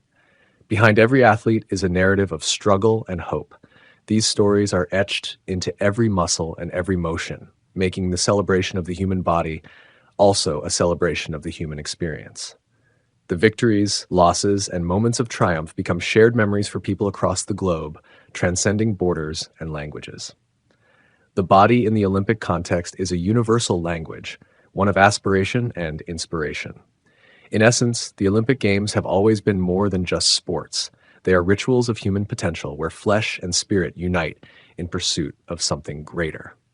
They echo the ideals of ancient civilizations while constantly evolving with the needs and values of the present. From the dusty arenas of Olympia to the modern stadiums lit by spotlights and followed by billions, the celebration of the human form continues. It is a tribute not just to the body, but to what the body can become when shaped by vision, effort, and unwavering belief. In the modern world, where so much of life is mediated through technology and abstraction, the Olympics offer a rare and powerful reminder of our physical reality. They ground us in the tangible, in breath and muscle, in sweat and speed. They show us that even in an age of machines, the raw power of the human body, guided by discipline and desire, can still leave us breathless. In every Olympic cycle, the world gathers not only to witness competition, but to marvel at human beings becoming symbols of excellence, dedication, and beauty in motion. As long as the Games endure, so too will this timeless celebration of the human form, an ode to what we are and what we might yet become. The rise of the Polis, birth of city-states. The rise of the polis marked one of the most transformative phases in the history of ancient Greece. Emerging from the ashes of the Greek Dark Ages around the 8th century BCE, these city-states formed the backbone of Greek civilization and became the defining political and social structure of the era. The polis was more than just a city. It was a self-governing community of citizens bound together by shared laws, religion, and customs. Each polis had its own government, army, and patron deities. And despite their independence, these city-states collectively contributed to what we recognize today as ancient Greek culture. The emergence of the polis did not happen overnight. It was a gradual process shaped by geography, economic shifts, and cultural evolution. Greece's rugged terrain played a crucial role in isolating communities, leading to the development of independent centers rather than a unified state. The mountains and seas separated settlements, which allowed them to develop unique identities while maintaining occasional interaction through trade, colonization, and warfare. Unlike the vast empires of Egypt or Mesopotamia that centralized power around a monarch, the Greek polis thrived on a decentralized structure rooted in local governance and civic participation. Before the rise of the polis, Greek society was organized in tribal or clan-based systems, largely shaped by kinship and loyalty to chieftains. The collapse of the Mycenaean palatial system around 1100 BCE ushered in centuries of decline, where centralized authority disappeared and large-scale political organization was abandoned. However, this period also set the stage for innovation. As population levels began to recover and agricultural techniques improved, settlements became more permanent and grew in complexity. People built communal spaces, sanctuaries, and walls, not for a king, but for the community. These early architectural signs reflected the emerging sense of collective identity that would become central to the polis. One of the key features of a polis was its emphasis on citizenship. Inhabitants of a polis were not merely subjects under a ruler. They were citizens who had rights and responsibilities within the community. Citizenship was often limited to freeborn adult males, but the idea that individuals could participate in public life and decision-making was revolutionary. This participatory nature distinguished the polis from earlier systems and laid the groundwork for political experimentation, including the development of democracy in Athens and oligarchy in Sparta. The agora, or marketplace, was the heart of the polis. It served as a commercial hub, a social meeting point, and a political stage where debates, assemblies, and justice were conducted. Surrounding it were temples, stoas, and public buildings that symbolized the unity and values of the community. Above the city, the Acropolis stood as both a defensive structure and a spiritual center, often housing the temple of the city's patron deity. This spatial arrangement reflected the balance between the sacred and the civic in Greek life, emphasizing how religion and politics were deeply intertwined. Religion played an essential role in reinforcing the cohesion of the polis. Each city-state honored specific gods and goddesses, held festivals in their name, and maintained cults that bound citizens together through shared rituals. These festivals were not only religious observances, but also opportunities for communal gathering, artistic expression, and athletic competition. The Panathenaic Festival in Athens and the Carneia in Sparta are examples of how religious life reinforced civic identity. Even though the gods were common across Greece, each polis adapted the worship to its own traditions and experiences, giving rise to a rich mosaic of religious practices. Militarily, the polis revolutionized warfare through the development of the hoplite phalanx. In contrast to heroic single combat depicted in earlier epics, hoplite warfare emphasized discipline, unity, and collective strength. Ordinary citizens, equipped with shields, spears, and armor, stood shoulder to shoulder in tight formation, demonstrating the interdependence of the individual and the group. Warfare became a civic duty, and the defense of the polis was both a right and an obligation. This military model reflected and reinforced the social and political ideals of the city-state, where unity and shared purpose were paramount. Economic changes also contributed to the rise of the polis. As agriculture stabilized and trade networks expanded, many polis grew wealthy through commerce, colonization, and craftsmanship. Colonies were established across the Mediterranean and Black Sea regions, allowing Greek culture to spread far beyond its homeland. These colonies, while politically independent, maintained cultural and religious ties to their mother cities, reinforcing the idea of a shared Hellenic identity. Trade also brought the Greeks into contact with foreign ideas, technologies, and goods, which they adapted to their own needs. The use of coinage, for example, revolutionized the economy and strengthened internal markets within the polis. The development of law and political institutions further distinguished the polis. While some city-states maintained aristocratic or oligarchic systems, others moved toward more inclusive models of governance. In Athens, reforms by leaders such as Solon and Cleisthenes expanded political participation and laid the foundation for classical democracy. Laws were codified, offices rotated, and citizens were selected by lot or vote to hold positions of authority. These innovations were not universal across Greece, but they showcased the polis as a dynamic environment for political evolution. Even in more rigid systems like Sparta, where power was concentrated in a dual kingship and council of elders, political organization was still deeply tied to civic structure and communal identity. Education and culture flourished in the polis as well. The city-state supported artistic endeavors, philosophical inquiry, and public discourse. Schools, gymnasiums, and theaters were integral parts of urban life, where citizens were not only trained for war, but also in music, rhetoric, and ethics. Philosophers like Socrates, Plato, and Aristotle all operated within the framework, the polis, using it as both a subject of analysis and a platform for ideas. Tragedians and poets reflected on the challenges of civic life, exploring themes of justice, leadership, and human destiny through performances in public theaters. These cultural expressions were not merely entertainment. They were part of the civic education that shaped a citizen's understanding of his role and responsibilities. The rise of the polis also introduced tensions. The very independence that made each city-state vibrant also sowed the seeds of conflict. Rivalries between polis frequently erupted into war, with the Peloponnesian War between Athens and Sparta being the most infamous example. Alliances were formed and broken, often plunging Greece into cycles of violence. While these conflicts highlighted the competitive spirit of the Greeks, they also revealed the limitations of the polis as a model for unity. Despite cultural and linguistic ties, no overarching Greek state emerged, and this fragmentation ultimately made Greece vulnerable to external powers like Macedonia and later Rome. Nevertheless, the polis left an enduring legacy. The concepts of citizenship, civic responsibility, and participatory governance that were nurtured in the polis became foundational to later political thought. The architectural and artistic achievements of the city-states continue to inspire admiration, while their philosophical contributions remain central to Western intellectual traditions. The polis was not merely a historical phenomenon. It was a laboratory of human possibility where ideas about freedom, justice, and community were tested in the crucible of daily life.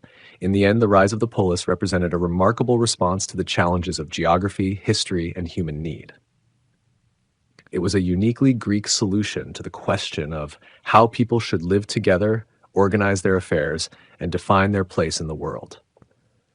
By elevating the role of the individual within a collective framework, the polis fostered a sense of belonging and purpose that extended beyond the household and the tribe. It created citizens where there had once been subjects, and in doing so, it transformed the political landscape of the ancient world. The city-state became the stage upon which the drama of Greek history unfolded. From the philosophical debates of Athens to the militaristic discipline of Sparta, from the artistic triumphs of Corinth to the colonial ventures of Miletus, each polis wrote its own chapter in the Greek epic, and though their independence often kept them from forming a lasting union, together they shaped a civilization whose influence has never truly faded. The polis, in its essence, was not just a place but an idea, an enduring testament to the power of community, the dignity of citizenship, and the restless spirit of innovation that defined the Greeks. The Greco-Persian Wars, Fire and Defiance. The Greco-Persian Wars remain among the most defining moments in ancient history, a clash not only of armies but of ideologies, cultures, and visions of the world. These wars, fought between the mighty Persian Empire and the fiercely independent Greek city-states, left a legacy that would echo through the centuries, shaping Western civilization's view of freedom, unity, and resistance against overwhelming power. What began as an imperial punishment quickly transformed into a prolonged struggle where courage burned brighter than numbers and where defiance against subjugation became a symbol of something greater than national pride. At the dawn of the 5th century BCE, the Persian Empire, under the rule of Darius I, stretched from the Indus Valley in the east to the Aegean Sea in the west. It was a vast and powerful entity, built through conquest and held together by a sophisticated system of satrapies and royal roads. Yet on its fringes lay a small cluster of city-states divided by mountains, dialects, and customs, but sharing a common language and a passionate sense of autonomy. These were the Greeks. While the Persians expected submission, the Greeks clung fiercely to their freedom. The first spark igniting the conflict was lit in Ionia, where Greek cities under Persian rule, led by Miletus, revolted with the support of Athens and Eretria. Though the Ionian revolt was ultimately crushed, it left Darius determined to teach the Greeks a lesson for their interference. In 490 BCE, Darius launched an expedition against Athens, seeking to subdue the city and reassert Persian dominance. The Persian fleet, after ravaging Eretria, landed on the plain of Marathon. There, they met the Athenian hoplites in one of history's most famous confrontations. Despite being heavily outnumbered, the Athenians, led by Miltiades, fought with strategic brilliance and unyielding determination. Using a tactic that weakened their center and strengthened their flanks, they encircled the Persians and drove them back to their ships. The Battle of Marathon became a symbol of triumph against odds, demonstrating that disciplined citizen soldiers could resist the might of an empire.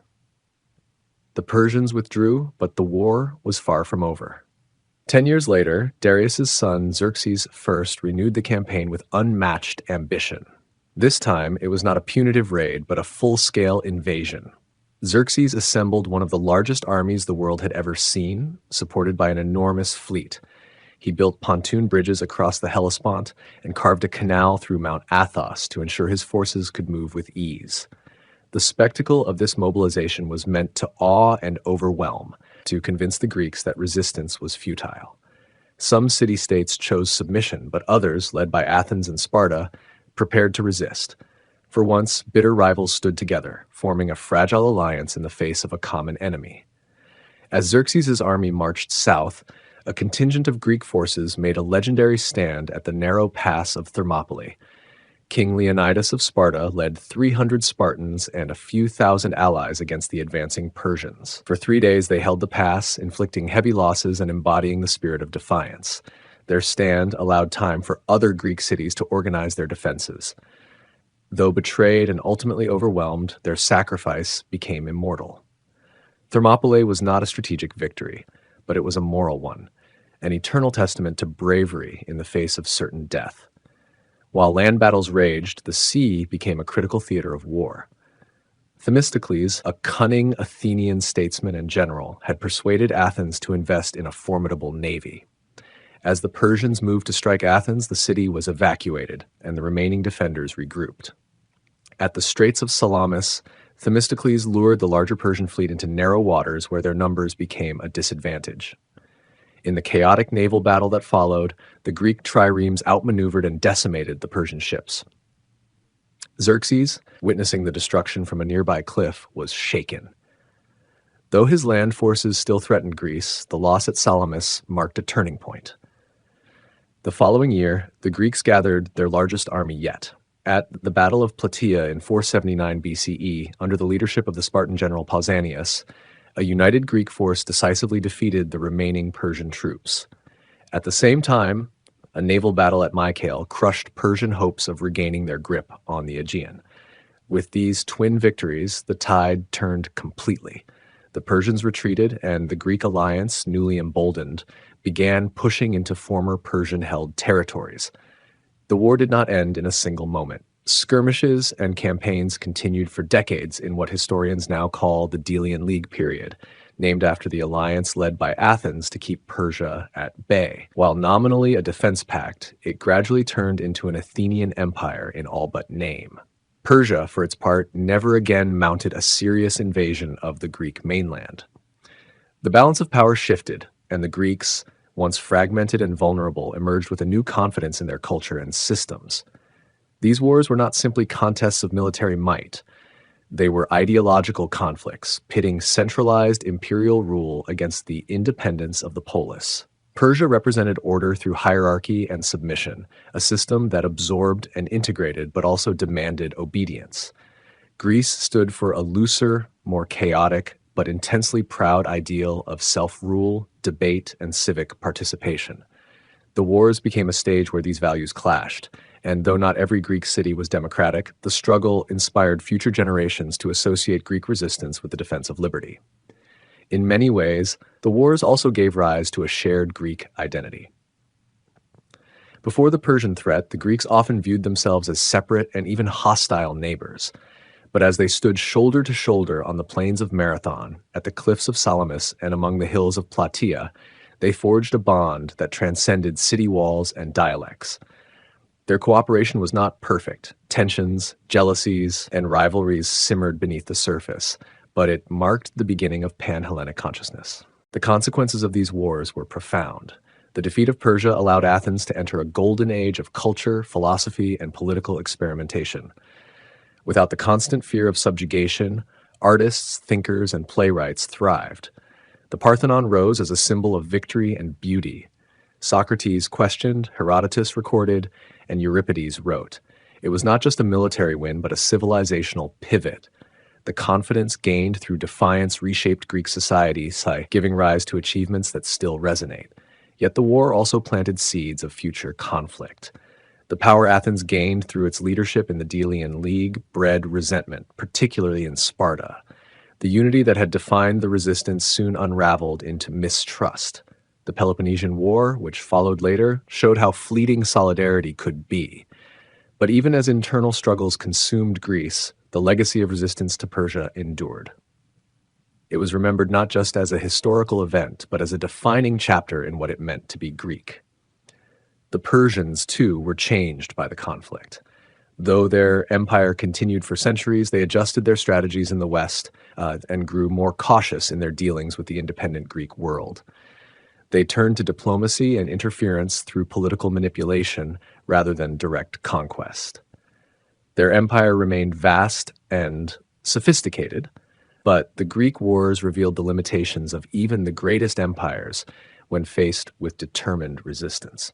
What makes the Greco-Persian Wars resonate so deeply is not just the battles themselves, but the symbolism they carry. The image of the underdog standing firm, of free men resisting enslavement, of strategy overcoming brute strength. All of these themes transcend time. The war was not fought only for territory, but for the right to choose one's destiny. Each clash, from the dusty plains of Marathon to the narrow seas of Salamis, became a metaphor for the eternal human struggle between oppression and liberty. In storytelling, moments of defiance often define characters more than their victories. The Greeks were defined by their refusal to kneel, by the burning resolve in their hearts even as cities fell and allies wavered. They did not win every battle, but they never allowed fear to dictate their future. That refusal lit a fire, first in their homes, then across generations. The Greco-Persian Wars may have ended in ancient times, but their echoes still stir whenever people choose dignity over submission and courage over comfort. The legacy of these wars is preserved not just in texts and ruins, but in the very ideas that underpin modern governance and civic life. The concept of standing against tyranny, of defending a way of life despite overwhelming odds, continues to inspire. It reminds us that history is not made solely by emperors and generals, but also by the choices of ordinary people in extraordinary circumstances. In the Greco-Persian Wars, those choices sparked a blaze of defiance that would never be forgotten: Socrates, Plato, and the search for wisdom. In the heart of ancient Athens, during a time of political upheaval and intellectual flourishing, two figures emerged whose thoughts would echo through the corridors of time: Socrates and Plato. These men were not rulers, nor warriors, yet they shaped the course of Western thought more profoundly than many kings or conquerors. Their pursuit was not for gold or empire, but for something far more elusive: wisdom. In a city that prided itself on knowledge, art, and debate, Socrates stood as a peculiar figure. He wrote nothing, owned little, and yet seemed to know more than anyone around him. He walked barefoot through the streets, questioning politicians, craftsmen, and fellow citizens, not to humiliate, but to uncover truth. Socrates did not claim to possess wisdom, but rather to be in constant search of it. His unique method, later known as the Socratic method, involved asking a series of probing questions, leading others to examine their beliefs with clarity and depth. Socrates believed that wisdom began with the recognition of one's own ignorance. This was no act of humility alone, but a starting point for genuine inquiry. He challenged the Athenian elite, not with hostility, but with persistent curiosity. He believed that ethical living was inseparable from knowledge, and that to know the good was to do the good. Unlike sophists who charged money for rhetoric and claimed to teach virtue, Socrates asked for no fee. He saw his role as a gadfly, a necessary irritant to the state, awakening his fellow citizens from intellectual slumber. Yet this very approach would lead him to trouble. In a city still reeling from war, shifting allegiances, and political instability, Socrates' public questioning came to be seen as dangerous. In 399 BCE, Socrates was put on trial, charged with impiety and corrupting the youth. He stood before his accusers, not with fear, but with steadfast conviction. Offered a chance to go into exile or remain silent, he refused. To stop questioning, he said, would be to betray the very purpose of his life. He drank the hemlock, not as a martyr, but as a philosopher committed to principle. It was a moment that shocked his followers and left a lasting impression on those who sought to preserve his teachings. Among them was a young man named Plato. Plato, unlike his teacher, did write. His dialogues preserved the voice and thought of Socrates, offering future generations a glimpse into the life of the Athenian philosopher. But Plato did more than record. He expanded upon Socratic thought, building a vast philosophical system of his own. Born into an aristocratic family, Plato could have chosen a life of politics or comfort. Instead, he chose the path of inquiry. Deeply affected by Socrates' death, he withdrew from public life for a time, traveling to Egypt and Italy, studying mathematics, mysticism, and governance. Upon returning to Athens, he founded the Academy, one of the earliest institutions of higher learning. Here, philosophy was not just preserved, it evolved. At the core of Plato's philosophy was a belief in a higher realm of eternal forms. To him, the physical world was a shadow of a deeper reality, where perfect ideas, beauty, justice, goodness, existed in their purest form. Plato argued that true knowledge was not gained through the senses, which were easily deceived, but through reason and contemplation. In his famous work, The Republic, Plato described a just society governed not by the wealthy or the powerful, but by philosopher kings, those who had seen the light of truth and were best equipped to rule with wisdom. The allegory of the cave, one of his most enduring metaphors, painted a vivid picture of humanity's journey from ignorance to understanding. It depicted prisoners chained in a dark cave, mistaking shadows for reality, until one escapes and sees the world as it truly is. This escapee, according to Plato, symbolized the philosopher who through reason comes to know the forms and gains wisdom. Yet Plato did not merely retreat into abstract theory. He was deeply concerned with how people should live, how societies should be organized, and what it meant to live a good life. For him, the soul had three parts: reason, spirit, and appetite, and a balanced soul mirrored a balanced society. His works covered a vast array of topics: love, politics, art, immortality, and the nature of knowledge. In every dialogue, however, the pursuit of wisdom remained central. Unlike the sophists who were concerned with persuasion and power, Plato insisted on the reality of objective truth. Wisdom for him was not subjective or relative, but grounded in an unchanging order, accessible through philosophical inquiry. Plato's devotion to the life of the mind did not isolate him from the challenges of the real world. He attempted to bring his vision to life in Syracuse, trying to mold a ruler into a philosopher king. The experiment failed, and Plato was briefly imprisoned, a humbling reminder that the world often resists the clarity of ideas. Yet these setbacks did not silence him. He returned to the Academy, where he continued to write, teach, and guide generations of thinkers. His influence would shape not only his immediate students, such as Aristotle, but also centuries of thought across continents. The relationship between Socrates and Plato was more than that of teacher and student. It was a meeting of two minds, committed to the unrelenting pursuit of wisdom. Socrates offered the example, living simply, questioning endlessly, and facing death without fear. Plato provided the structure, building theories, writing dialogues, and establishing institutions. Together, they created a legacy that would define philosophy itself.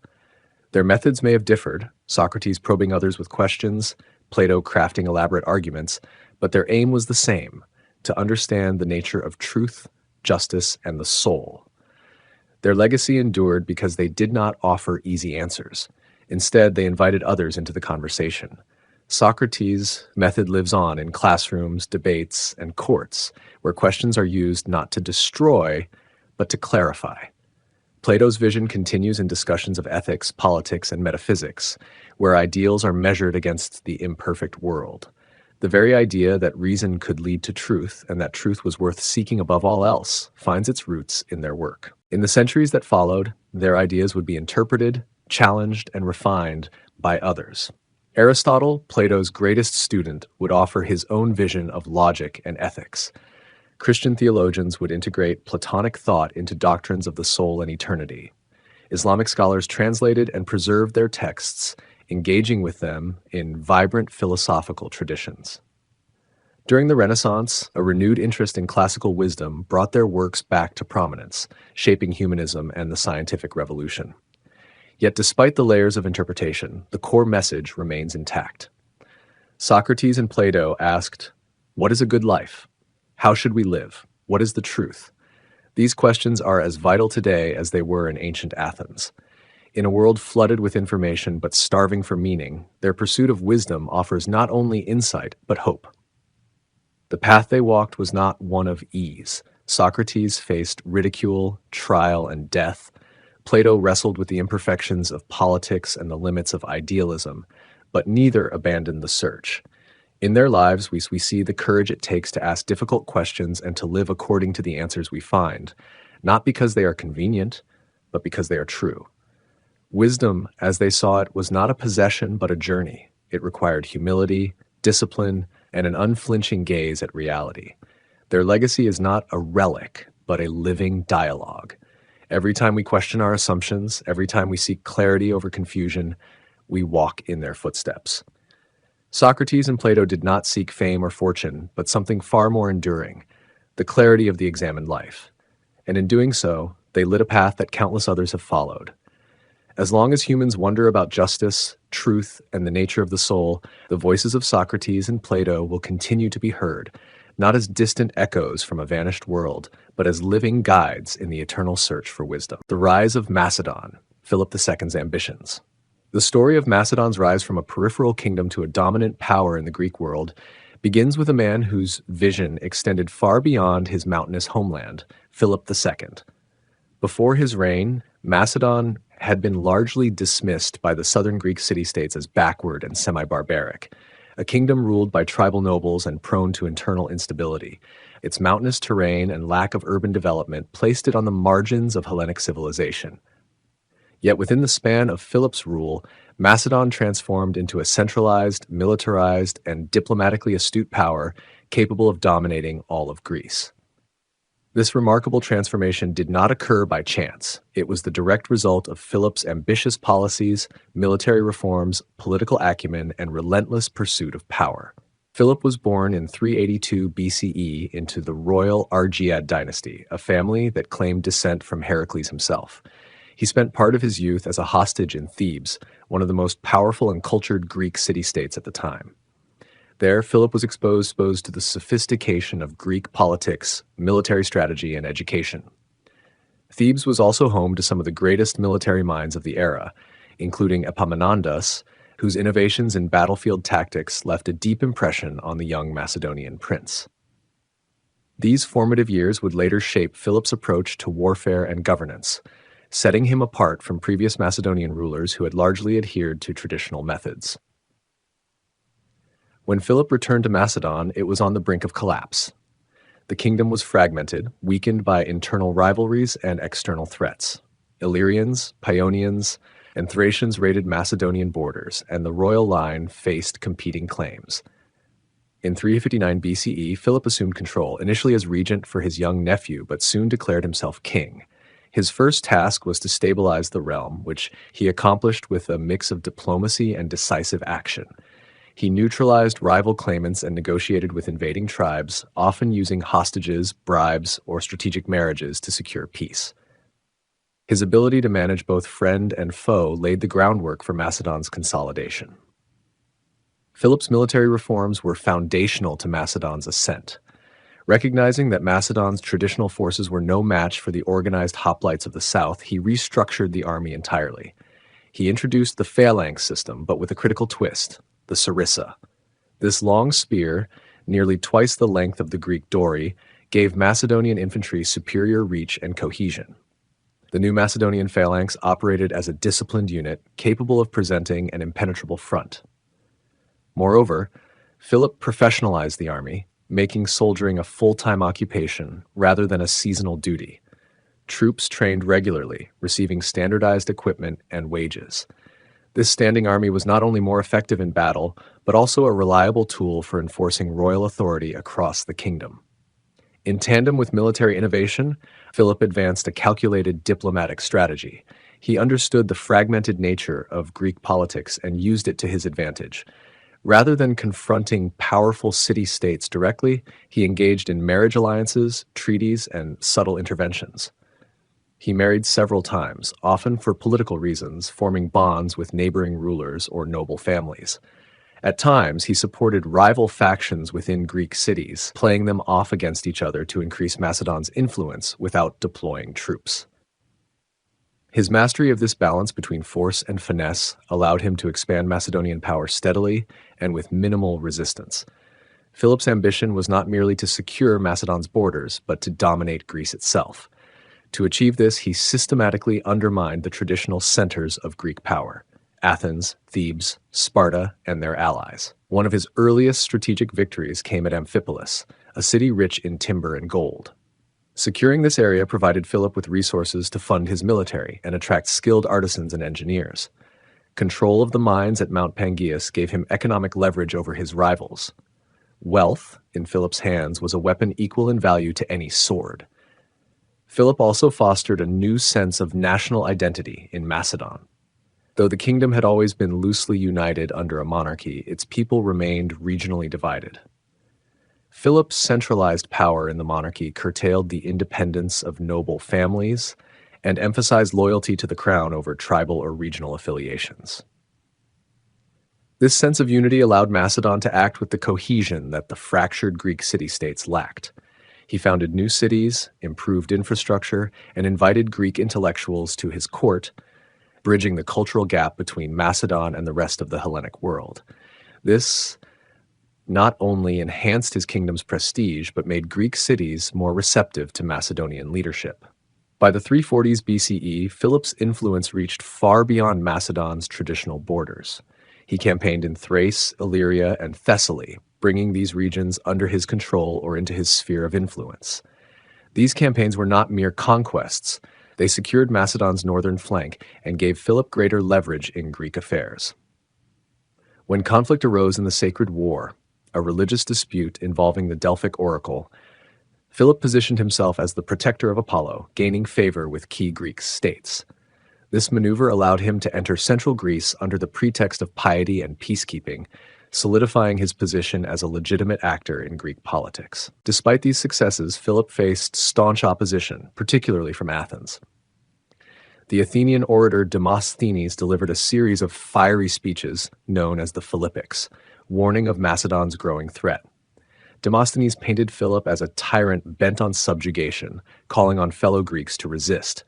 Yet Philip, ever the strategist, continued to outmaneuver his enemies. He avoided direct confrontation when unnecessary, choosing instead to isolate Athens diplomatically and economically. He funded pro-Macedonian factions in various cities and cultivated support among those disillusioned with the endless intercity warfare that plagued Greece. The decisive moment came at the Battle of Chaeronea in 338 BCE. Facing a coalition of Athens, Thebes, and their allies, Philip led his seasoned army into one of the most pivotal battles in Greek history. Alongside him fought his son, Alexander, later known as the Great. The Macedonian phalanx held firm against the Greek hoplites, while a clever cavalry maneuver, possibly led by Alexander, broke the enemy's line. The result was a crushing victory. The power of the traditional city-states was broken, and Philip emerged as the undisputed leader of Greece.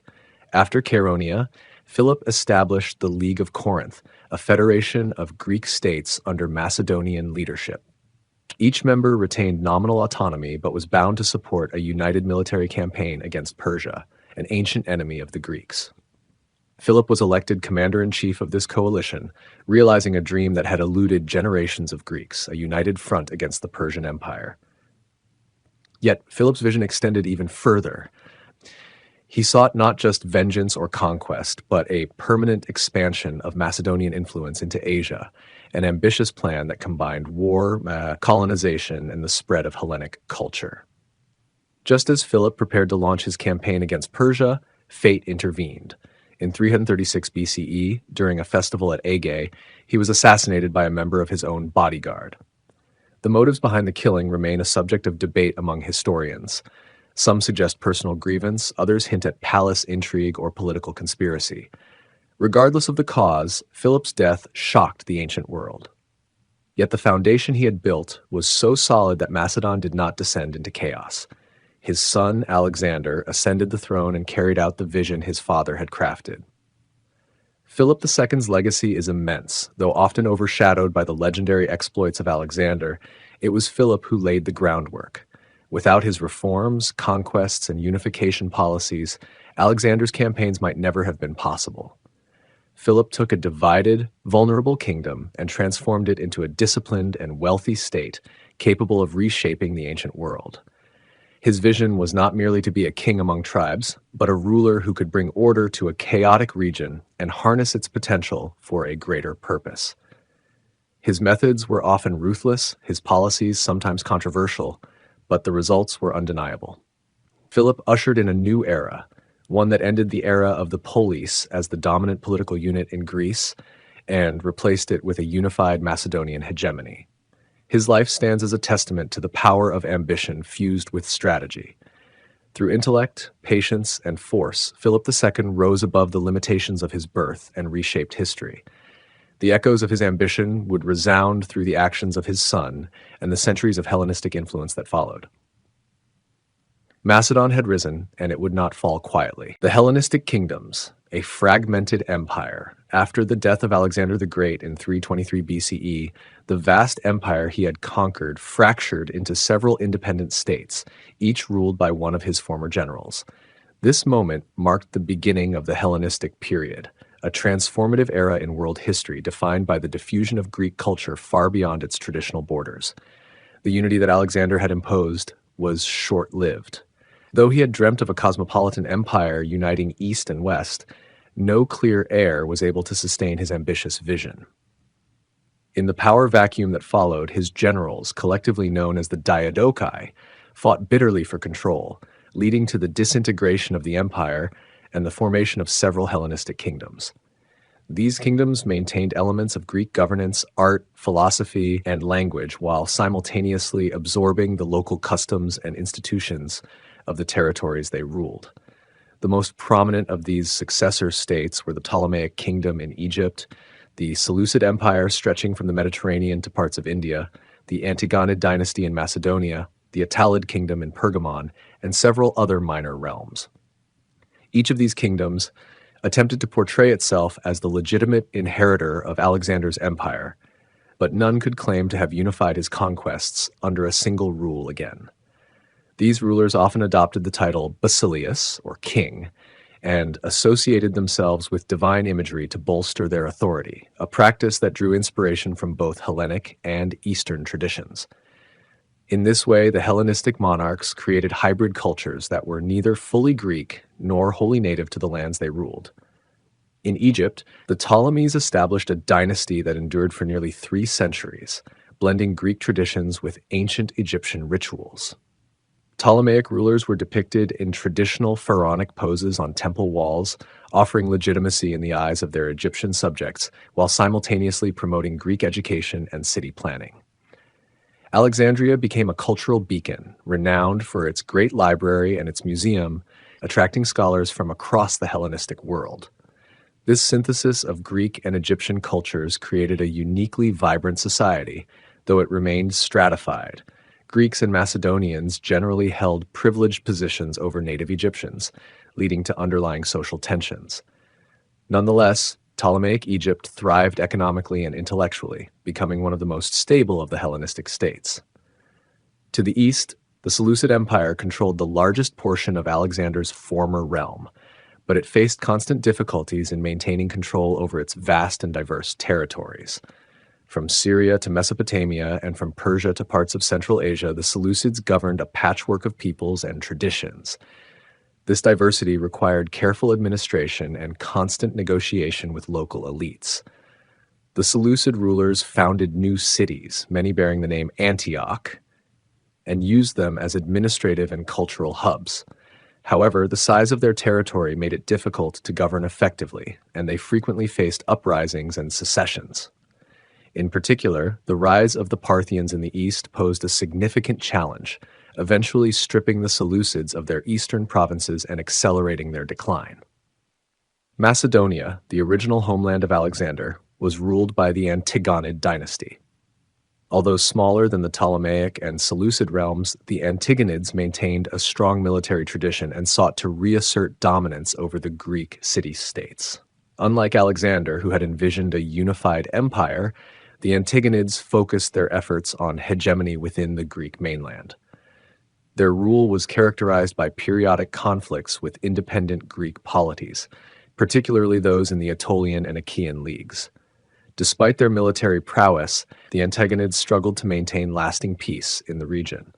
They were eventually weakened by internal strife and the growing power of Rome, which loomed ever larger over the eastern Mediterranean. Further west in Asia Minor, the Attalid dynasty ruled over the city of Pergamon and its surrounding territory. Though initially a minor power, the Attalids skillfully aligned themselves with Rome, leveraging this alliance to expand their influence.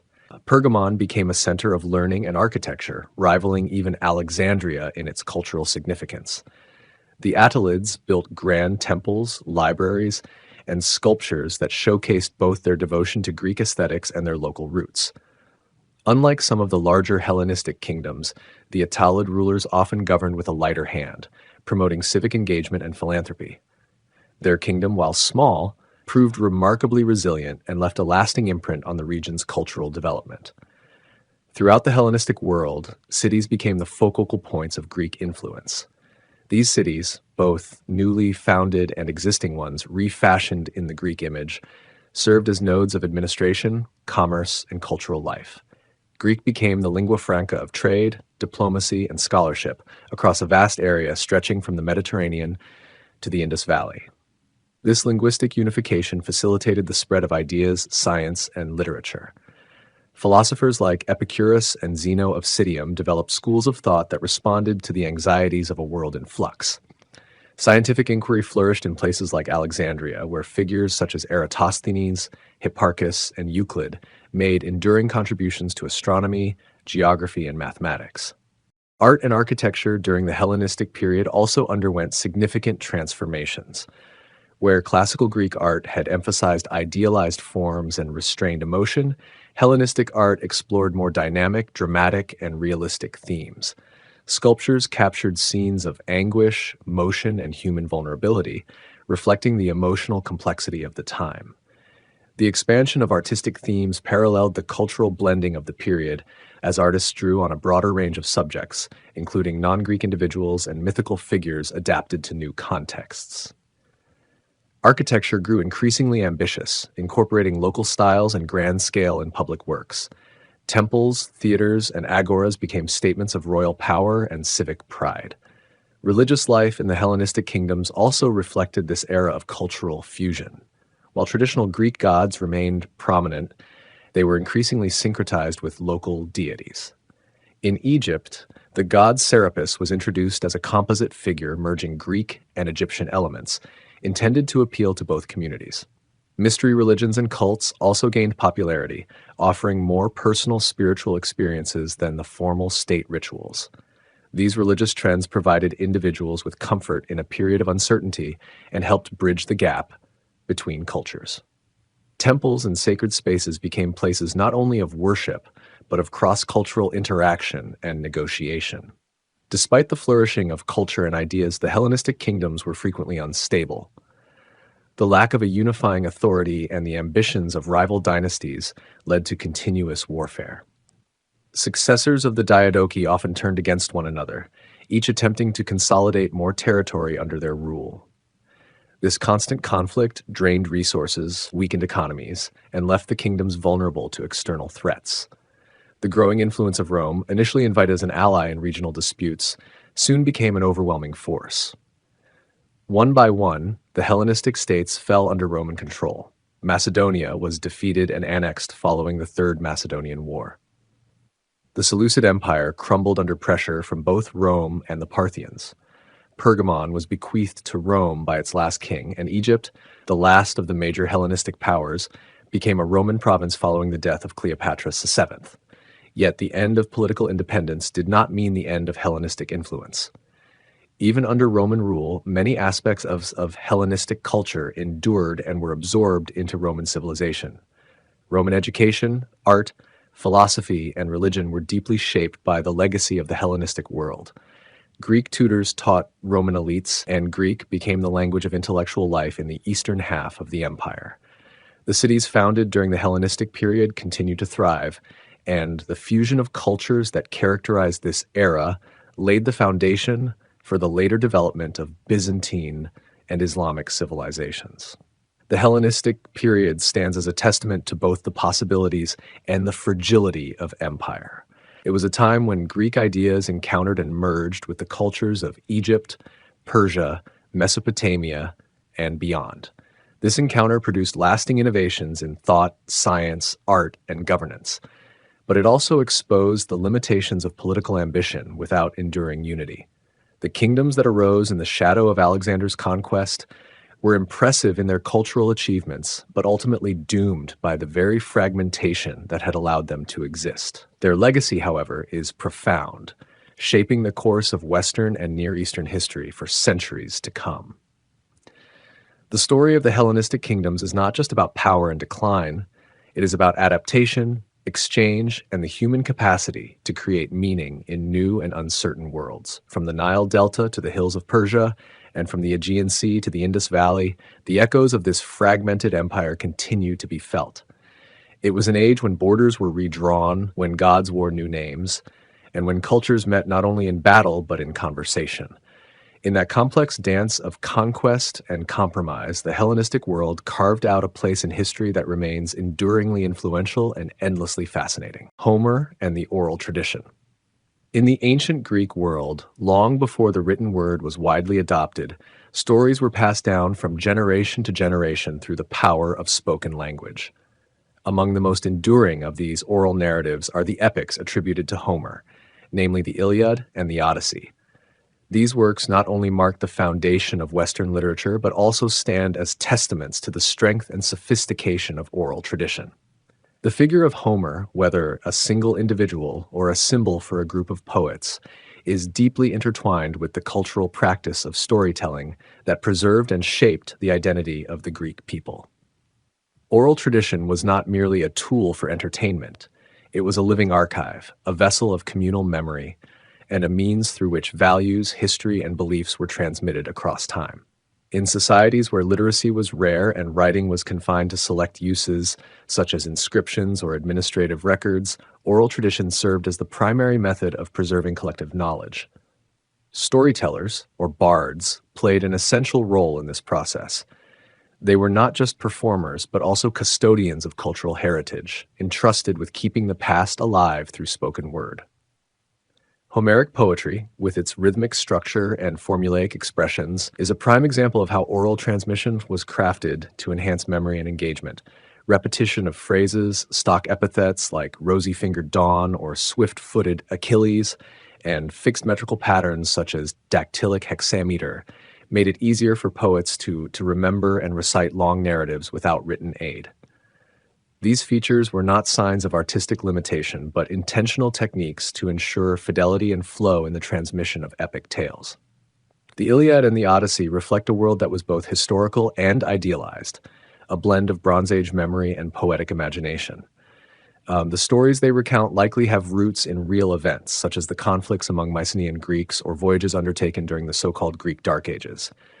However, the power of these poems lies not in historical accuracy, but in their ability to distill the spirit and values of a people.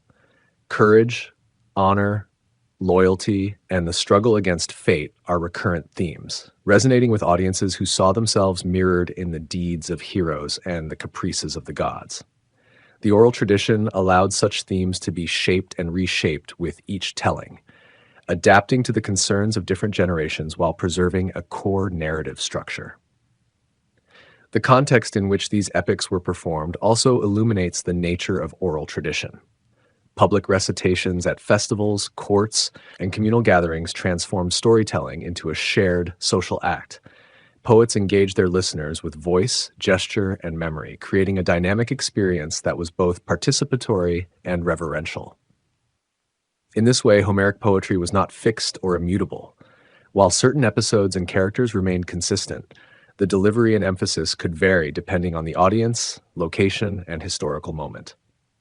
This adaptability ensured the survival of oral tales even as the socio-political landscape of Greece evolved from scattered kingdoms to city-states with diverse identities. The transition from oral to written culture in ancient Greece did not occur abruptly. It was a gradual process, and the recording of Homeric poetry likely happened centuries after its initial composition. Scholars estimate that the Iliad and the Odyssey were committed to writing in the 8th century BCE, perhaps during the time of the alphabet's introduction from Phoenicia. The act of writing these epics down did not strip them of their oral nature. Rather, it preserved the oral characteristics in written form, maintaining formulaic phrases, rhythmic patterns, and the sense of direct performance. Even in written form, the poems retained the hallmarks of spoken tradition, a feature that continued to influence later Greek literature. Modern scholars, particularly those influenced by the work of Milman Parry and Albert Lord in the 20th century, have explored the structure of Homeric poetry to understand its oral origins. Parry's research revealed that the formulaic style of Homer's language was not accidental, but a sophisticated system tailored for oral composition. This discovery transformed the way Homer was viewed, from a solitary genius to a representative of a long-standing poetic tradition. Parry and Lord studied living traditions of oral storytelling in the Balkans to illustrate how long narratives could be composed and performed without writing, using similar methods of repetition, rhythm, and formula. This comparative approach offered valuable insights into the techniques that might have been employed by Homer or those working in his tradition. The oral tradition also sheds light on the communal aspect of memory in ancient cultures. Unlike written records, which isolate the text from the audience, oral narratives depend on interaction and shared experience. The listeners are not passive recipients, but active participants, providing feedback through their attention, reactions, and expectations. In such a setting, memory is not merely an individual capacity, but a collective function. Stories are kept alive not just by the storyteller, but by the community that receives and transmits them. This interdependence gives oral tradition a vitality and fluidity that written texts, while stable, often lack. Moreover, the oral nature of Homer's epics influenced their content and themes. The emphasis on heroism, fate, divine intervention, and moral dilemmas speaks to a worldview shaped by uncertainty and transformation. Oral traditions thrive in societies undergoing change, where the past must be continually reconciled with the present. The stories of Achilles, Odysseus, Hector, and Penelope offer models of behavior, reflections on loss, and expressions of longing that resonated with a people constantly negotiating their identity in the face of shifting alliances, warfare, and migration. The oral form allowed these stories to be renewed and refitted for each generation, maintaining relevance across centuries. The preservation of Homer's works through oral tradition also challenges modern assumptions about authorship and originality. In oral cultures, stories are communal property. They are shaped by many voices over time, with no single point of origin. The name Homer may represent not an individual author, but a tradition of poetic mastery. This perspective invites a rethinking of creativity, not as the invention of something entirely new, but as the skillful reworking of inherited material. Such creativity requires memory, intuition, and a deep understanding of narrative rhythm. It is a form of artistry that values continuity as much as innovation. Even after Homeric poetry was written down, its oral roots continue to influence Greek education and cultural life. Rhapsodes, professional reciters, memorized and performed sections of the epics in public forums, maintaining the connection between poet and audience. These performances reinforced shared values, introduced audiences to the complexities of human behavior, and connected them to their mythic past. In this sense, Homer was not simply literature to be read, but a voice to be heard, a performance to be witnessed. The poems lived not just on papyrus, but in the air, in the soundscape of the Polis. As the epics of Homer spread beyond Greece and influenced Roman and later European literature, their oral characteristics remained central to their reception. Medieval poets, Renaissance scholars, and modern translators have all grappled with the challenge of capturing the rhythm, tone, and spirit of Homer's lines. The endurance of the Iliad and the Odyssey is due in no small part to their oral foundations, which give them a sense of movement, immediacy, and emotional resonance. These works speak to something fundamental in the human experience, the desire to remember, to retell, and to find meaning in story. Furthermore, oral tradition offers insights into the nature of historical memory. While the epics may not recount history in the modern sense, they preserve memories of past cultures, beliefs, and conflicts. They are layered with echoes of older times, bronze weapons in an iron age, distant wars told with the intimacy of lived experience. These layers are not contradictions, but testimonies to the blending of memory and narrative in oral storytelling.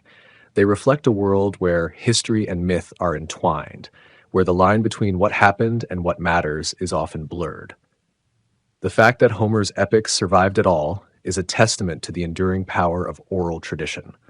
Long before printing presses and digital archives, there was the human voice, the attentive ear, and the memory of a community. These tools, humble but profound, preserved stories that continue to move, inspire, and challenge us thousands of years later.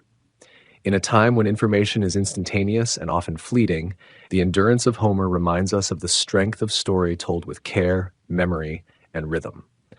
The Iliad and the Odyssey are not just poems, they are echoes of countless voices across centuries, preserved through the spoken word and passed down in the breath of storytellers who kept their culture alive through tale and song. Homer and the oral tradition are thus inseparable. The name evokes not only epic heroes and divine wrath, but also the collective memory of a people who treasured their stories enough to carry them across generations without ink or parchment. The survival of these tales, born in the mouths of poets and shaped by the ears of listeners, is one of the great achievements of ancient civilization. Through them, we glimpse a world where the past lived not in silence but in sound, where memory was a living force, and where the voice of a poet could echo through time and never be lost. Alexander the Great, Conquests and Legacy. Alexander the Great stands as one of the most formidable and enigmatic figures in history. Born in 356 BCE in the ancient city of Pella, the capital of Macedon, he was destined from the beginning to lead and conquer. His father, King Philip II, was a brilliant strategist and statesman who laid the groundwork for Macedonian dominance. From his mother Olympias, Alexander inherited a deep sense of ambition and a belief in divine purpose. As a youth, he was tutored by Aristotle, one of the greatest philosophers of the ancient world, who instilled in him a love for knowledge, logic, and cultural understanding. Yet, Alexander was not merely a student of books. He was also a student of battle. From a young age, he displayed a remarkable grasp of tactics, courage under pressure, and a charismatic presence that would later inspire thousands to follow him into the unknown. When his father was assassinated in 336 BCE, Alexander ascended to the throne at the age of 20. Almost immediately, he faced threats to his authority both from within Macedonia and from neighboring states.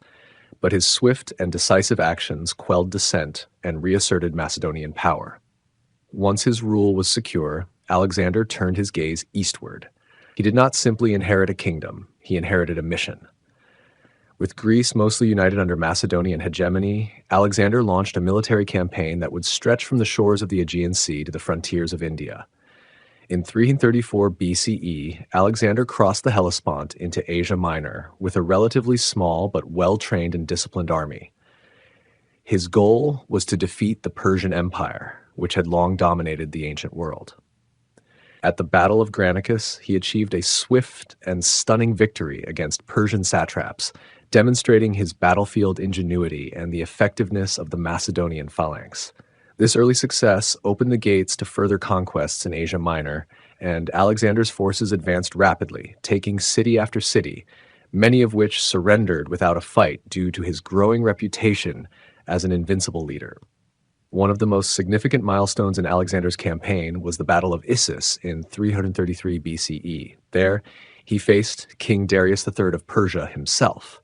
Despite being heavily outnumbered, Alexander managed to outmaneuver and rout the Persian army, forcing Darius to flee and leaving behind his family and royal treasury. Rather than mistreating the captured Persian royalty, Alexander treated them with respect, earning admiration even among his enemies. This act illustrated not only his military prowess, but also his calculated political wisdom. He sought not just to conquer, but to win the hearts and minds of those he subdued. Following the victory at Issus, Alexander moved southward through the Levant, encountering fierce resistance at cities like Tyre.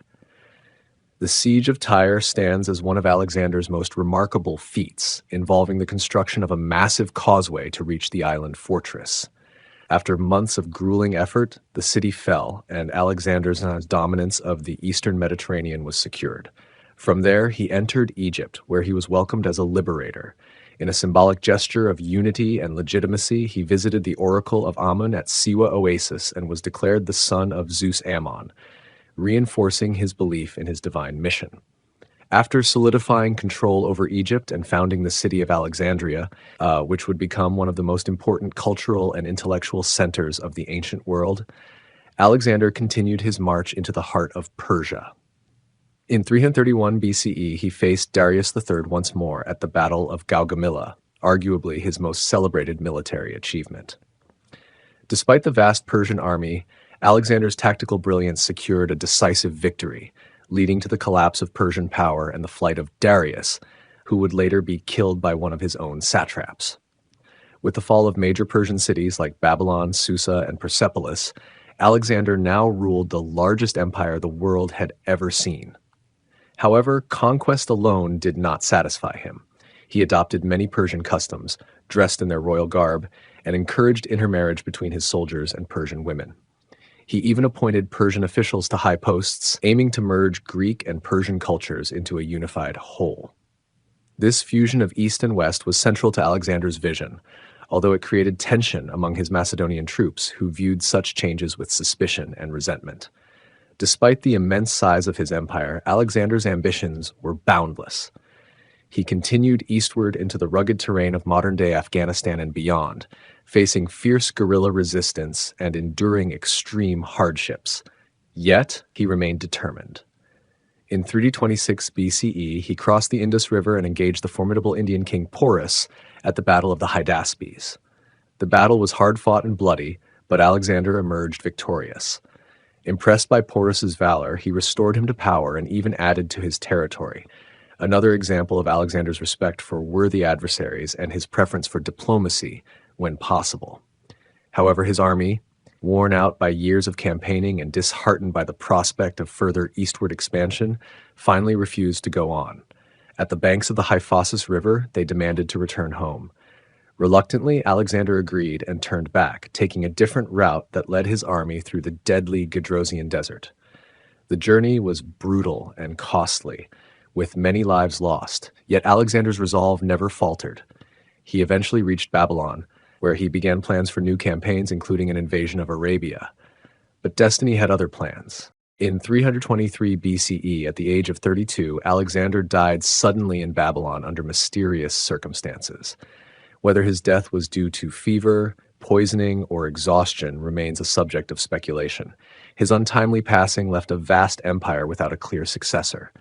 His last words reportedly referred to leaving his empire to the strongest, sparking a violent struggle among his generals that would ultimately fracture his empire into rival Hellenistic kingdoms. Despite the collapse of his unified empire, Alexander's legacy endured. His campaigns spread Greek language, art, and ideas across a vast area, shaping the Hellenistic world that followed. Cities he founded became centers of trade and culture, and his efforts at cultural integration influenced generations. The fusion of Greek and Eastern traditions birthed a rich new era in history, where philosophy, science, and art flourished under Hellenistic rulers. Alexander's image was immortalized in countless statues and legends. To many, he was more than a conqueror. He was a symbol of heroic ambition, a man who dared to challenge the limits of the known world. His legacy also left a complex shadow. While some saw him as a visionary who bridged civilizations, others viewed him as a destroyer whose ambitions led to widespread suffering and the death of countless people. He razed cities, executed rivals, and could be ruthless in punishment. His desire to be seen as a god-king blurred the lines between earthly leadership and divine aspiration. Yet, even his flaws added to his myth. No one could deny the scale of his achievements or the boldness of his vision. Alexander's influence reached even into realms of philosophy and education. The world that emerged from his conquests saw increased contact between East and West. Thinkers, traders, and adventurers moved more freely than ever before, and the very notion of a connected world became less of a dream and more of a reality. The Greek language became the lingua franca of the Eastern Mediterranean and Near East, allowing for shared ideas and cultural exchanges on an unprecedented scale. This Hellenistic world would, in turn, influence Rome and form a foundation for much of Western civilization. Many rulers in later centuries sought to emulate Alexander. From Julius Caesar to Napoleon Bonaparte, leaders held him as the standard of greatness, studying his campaigns and strategies. His life became a model of courage, leadership, and ambition, even as it also served as a cautionary tale of the dangers of overreach and unbounded pride. No one before or after has blended such military genius with such sweeping cultural ambition in quite the same way. Even centuries after his death, stories of Alexander continued to spread, often blurring history with legend. He appeared in Persian epics, Islamic literature, and medieval European chronicles, sometimes as a wise philosopher king, other times as a doomed hero brought low by fate. His name became a touchstone across continents, revered in vastly different cultures that each interpreted his life through their own lens. This ability to transcend time and cultural barriers is perhaps one of the greatest testimonies to the power of his legacy. Ultimately, Alexander the Great reshaped the ancient world in ways few could have imagined. His conquests not only changed the political map, but also laid the groundwork for centuries of exchange and transformation. Though his empire did not survive him, the ideas, institutions, and cities he left behind became enduring symbols of a new age. He dreamed not only of victory, but of unity. And though he died young, he achieved a form of immortality that has lasted for over 2 millennia. His story remains a testament to the heights a single individual can reach and to the costs that often come with greatness. Women in ancient Greece, roles and realities. In the sunlit world of ancient Greece, where philosophy thrived and city-states clashed in pursuit of glory, the roles and realities of women often unfolded in the shadows. Unlike the celebrated heroes and thinkers etched into history, Greek women rarely appeared in public life. Their presence was vital yet muted, their stories woven not into the grand epics of warfare or politics, but into the daily fabric of domestic existence, religious duties, and social expectations. In this ancient civilization, the life of a woman was shaped more by the walls of her home than by the assembly halls or theaters of Athens. Greek society was predominantly patriarchal, with citizenship, political rights, and economic power resting firmly in male hands. Women were considered guardians of the household and vessels of familial honor. Their upbringing from birth was tailored toward preparing them for marriage, childbirth, and domestic responsibilities. From a young age, girls were instructed in skills deemed suitable for managing a household: spinning, weaving, cooking, and caring for children. Education, if it existed at all for girls, was informal and centered on virtues of modesty, obedience, and industriousness. Marriage formed the cornerstone of a woman's identity in ancient Greece. It was not a union based on romantic choice, but rather a strategic arrangement, often made when girls were barely past puberty.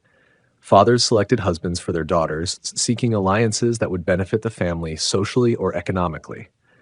Upon marriage, a woman was transferred from her father's authority to her husband's. This transaction was marked not just by a ceremony, but by the movement of the bride into the groom's household, along with a dowry that symbolized the family's investment in her future. The Athenian woman, particularly in the classical era, was expected to remain within the home and avoid public attention. Respectable women did not walk the streets alone and were rarely seen at public events. The house, or oikos, was her domain. Within this private sphere, she oversaw domestic slaves, organized household finances, and ensured the smooth running of daily life. Her virtue was tied to invisibility, remaining discreet, silent, and loyal. To speak too loudly, to be seen too often, was to risk her reputation and that of her household. Yet, while legal and social customs sought to limit women's roles, their contributions were far from insignificant. Women bore and raised the citizens of the polis, transmitted cultural values to their children, and played indispensable roles in the continuation of familial lineage. In a society that prized legitimate heirs, a woman's primary purpose was to produce sons. Infertility could be grounds for divorce, with the blame often placed on the wife. The emotional toll of these expectations, though rarely recorded, must have been considerable. Religion offered one of the few public arenas where women could act with relative freedom and respect. Female priestesses held important roles in temples, particularly those dedicated to goddesses such as Demeter, Athena, and Artemis. Rituals like the Thesmophoria, a fertility festival celebrated by women, highlight the spiritual authority women could hold. These rites, often mysterious and closed to men, reveal a parallel world where women engaged in sacred duties that were essential to the spiritual health of the community.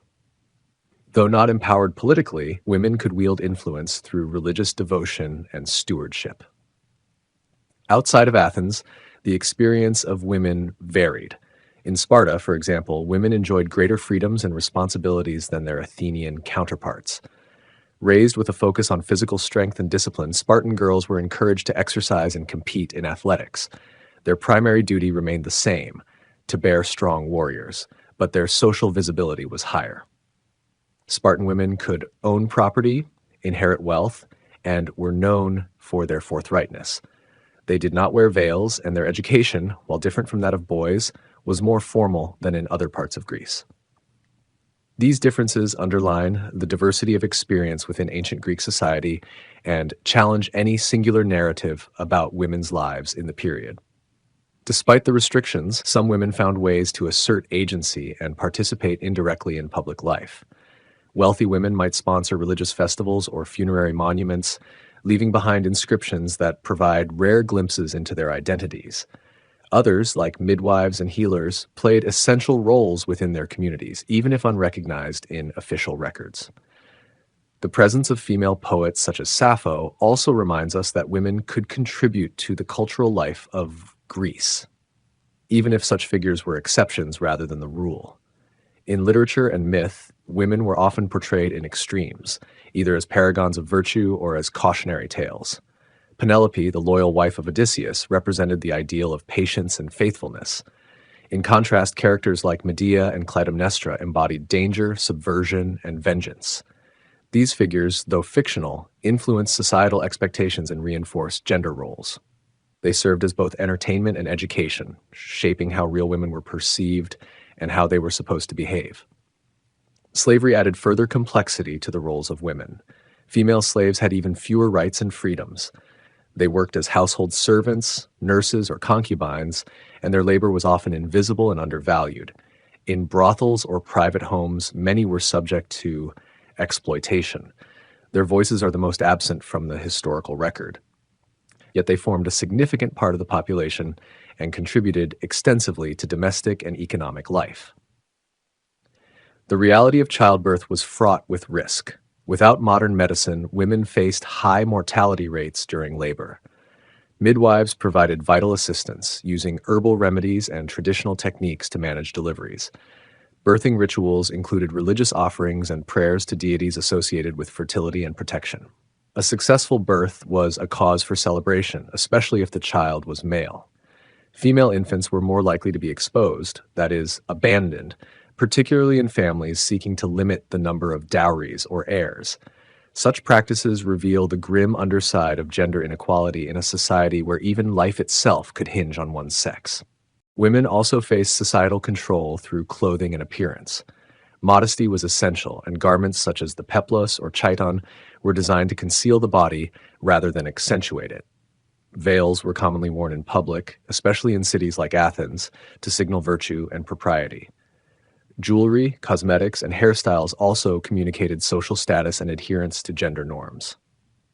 Beauty, while praised in art and poetry, was expected to be accompanied by silence and submission. A woman who drew too much attention was often the subject of gossip or scorn. The invisibility of women in the historical record does not mean they were passive or irrelevant. They shaped family dynamics, upheld traditions, and nurtured the next generation of philosophers, warriors, and citizens.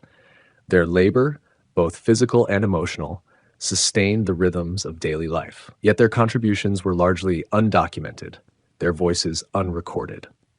Much of what we know comes from male authors, whose perspectives reflect the biases of their time. This means that understanding the full spectrum of women's experiences requires careful reading between the lines and an appreciation for what is absent as much as for what is present.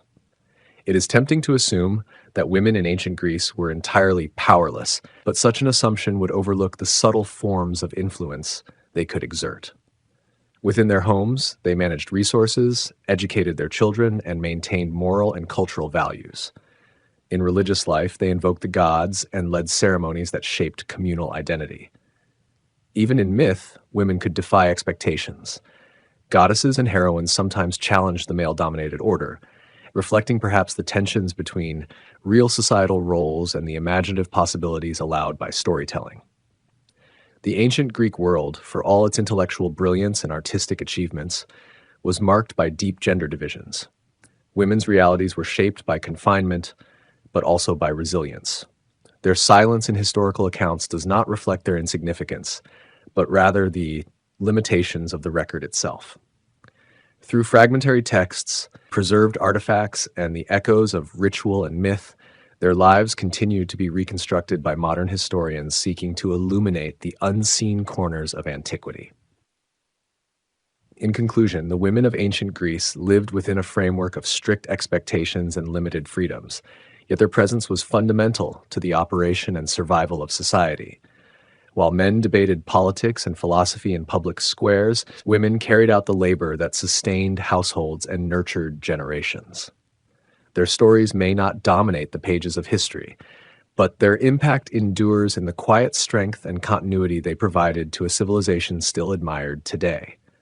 Their roles were restricted, their rights curtailed, yet their endurance and adaptability remain testaments to their importance in the complex tapestry of the ancient Greek world. The Golden Age of Athens: Art, Philosophy, and Empire. The Golden Age of Athens stands as one of the most remarkable chapters in the history of human civilization. During this period, roughly spanning the 5th century BCE, Athens emerged not only as a political and military power, but also as the cultural and intellectual center of the ancient world. This era saw a flourishing of the arts, dramatic transformations in philosophy, and the expansion of the Athenian Empire across the Aegean. It was a time when human potential was explored in profound and lasting ways, shaping the future of Western civilization for millennia to come. Under the leadership of figures like Pericles, Athens underwent a transformation that was both material and intellectual. The city's architecture changed dramatically, as monuments and temples rose to reflect its prosperity and its reverence for the gods. Most famously, the Parthenon came to dominate the Athenian Acropolis, a symbol of the city's devotion to Athena, its patron deity. This grand structure was not only a religious symbol, but also a statement of civic pride and artistic mastery. Sculptors such as Phidias imbued stone with life, creating works that combined idealized human forms with divine imagery. These efforts reflected a belief that beauty and proportion could mirror cosmic harmony. This period also marked a turning point in the development of philosophy. Thinkers such as Socrates challenged conventional wisdom and called on citizens to examine their lives with honesty and rigor. He believed that wisdom began with the admission of one's own ignorance, and his method of dialectical questioning became a hallmark of philosophical inquiry. Though he left behind no written works, his ideas lived on through his student Plato, who in turn inspired Aristotle. These men laid the foundations for logic, ethics, politics, and metaphysics, influencing not only their contemporaries, but also countless generations that followed. Their discussions were not confined to abstract thought, but were deeply connected to the issues of justice, governance, and virtue within the city. Drama and literature also flourished during this era, reflecting the complexities of human nature and the society in which it was embedded. Playwrights like Sophocles, Euripides, and Aeschylus used the theater to explore themes of fate, honor, power, and suffering. Their tragedies, performed in massive open-air theaters, were not mere entertainment, but acts of communal reflection and moral examination. Comedy, too, found its voice in Aristophanes, whose sharp wit and satirical edge critiqued both leaders and citizens alike. These dramatic forms offered insights into the human condition, grappling with issues that remain relevant to this day.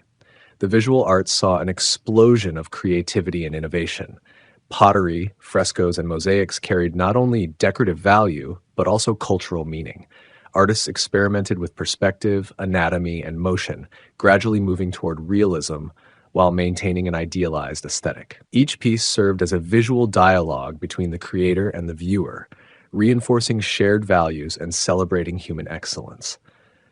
The use of symmetry, proportion, and geometry reflected a broader philosophical belief in order and harmony in both art and life. Science and mathematics also made significant strides. Figures such as Anaxagoras and Democritus speculated on the nature of matter and the cosmos, proposing theories that would echo through centuries of scientific exploration. Hippocrates advanced the understanding of medicine, emphasizing observation and rational treatment over superstition. His approach laid the groundwork for the development of empirical science and the ethical responsibilities of physicians. Astronomy, geometry, and natural philosophy were pursued not in isolation, but as part of a broader quest to understand the universe and humanity's place within it. This intellectual and artistic flowering was made possible by the political structure of Athens, particularly its experiment with democracy. Though limited in many respects, excluding women, slaves, and non-citizens, the Athenian democracy allowed for a level of civic participation that was unprecedented at the time. Citizens debated laws, held officials accountable, and engaged in decision-making processes that shaped the life of the city. This engagement fostered a sense of shared purpose and responsibility, which in turn nurtured the cultural and philosophical vitality of the age. At the same time, the Golden Age of Athens was also an age of empire. Following the Persian Wars, Athens took the lead in the Delian League, a coalition formed to defend against future Persian aggression. Over time, however, this league evolved into an Athenian empire in all but name. Tribute from member states funded grand building projects and enriched the city, but also bred resentment and suspicion. Athens imposed its will on weaker allies, and its dominance was enforced by naval power. While this brought material prosperity and security, it also sowed the seeds of conflict that would later erupt in the Peloponnesian War. That tension between democracy at home and imperialism abroad reveals a central paradox of the Golden Age. The same city that celebrated freedom, debate, and individual thought also exerted control over others. Pericles, the great statesman, championed both the democratic ideal and the expansion of Athenian influence. His famous funeral oration praised the virtues of Athenian society, highlighting its openness, cultural richness, and valor. Yet the very power that enabled such achievements also made Athens a target and eventually contributed to its decline. The economy of Athens thrived during this period, with trade networks stretching across the Mediterranean. Silver from the mines at Laurion, olives and wine from the countryside, and pottery and textiles from city workshops flowed into foreign markets. This wealth supported a growing class of artisans and merchants, even as traditional landowners retained considerable influence. The city's population expanded, drawing in immigrants and skilled laborers who contributed to its cosmopolitan character. Markets bustled, ships docked in Piraeus, and the hum of commerce underscored the vibrant life of the polis. Religion continued to play a central role in both public and private life. Festivals such as the Panathenaea and the Dionysia were occasions of both devotion and civic pride. These events brought together art, ritual, and community celebration, reinforcing the bonds of identity and belonging. Temples and altars stood at the heart of neighborhoods, and oracles and priests mediated between mortals and the divine. Yet even as traditional beliefs held sway, philosophical inquiry began to question myth and introduce new ways of thinking about the gods, the soul, and the nature of reality. The education of youth reflected the values of the society. Boys were taught not only reading and arithmetic, but also music, gymnastics, and rhetoric. The ideal was not merely knowledge, but character, training citizens to think, act, and serve with excellence. Intellectuals gathered in gymnasia and symposia to debate ideas, mentor the young, and seek truth through reason. This culture of learning permeated the city and encouraged a spirit of curiosity and innovation that defined the age.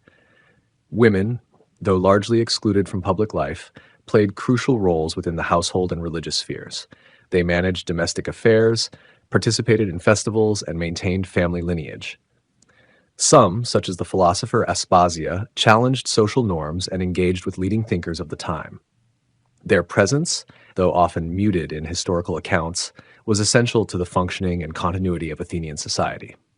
The military strength of Athens, especially its navy, was another pillar of its golden age. Triremes patrolled the seas, protecting trade routes and projecting power. Naval dominance allowed Athens to secure its interests and maintain control over its empire. Training and organization were rigorous, and service in the fleet was both a duty and a source of pride. Military success enhanced the city's prestige and allowed it to pursue ambitious projects at home. In retrospect, the Golden Age of Athens was not without its contradictions. It was a time of enlightenment and oppression, democracy and domination, cultural flowering, and looming conflict. Yet it remains a defining moment in history because of the questions it asked, the beauty it created, and the legacy it left behind. The achievements of this period continue to inspire, provoke, and challenge those who seek to understand the possibilities of human thought and action. The legacy of Athens' Golden Age endures not only in ruins and writings, but in the very concepts of citizenship, freedom of expression, and the pursuit of knowledge. Its philosophers still speak to us through the pages of time.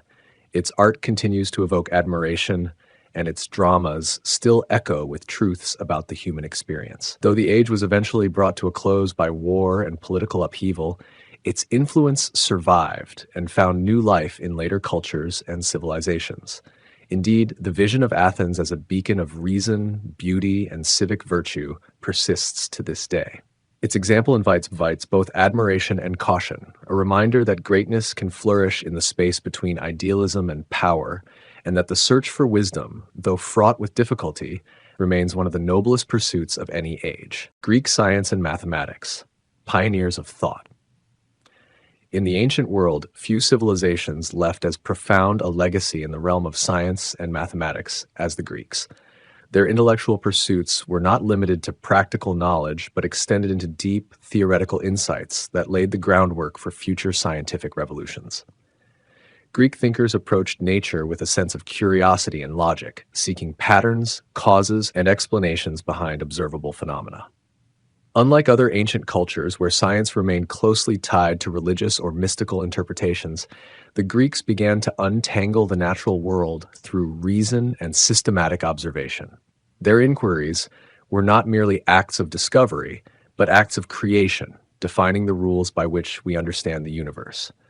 One of the earliest and most influential figures in Greek science was Thales of Miletus, who lived in the 6th century BCE. Often credited as the first true philosopher-scientist, Thales proposed that water was the fundamental substance from which all matter derived. Though this idea may seem simplistic by modern standards, it marked a significant departure from mythological explanations of the cosmos. He introduced the revolutionary notion that natural events had natural causes. Thales also made contributions to geometry, including the famous theorem about angles in a triangle, and is said to have predicted a solar eclipse, demonstrating the potential of mathematical reasoning in understanding celestial phenomena.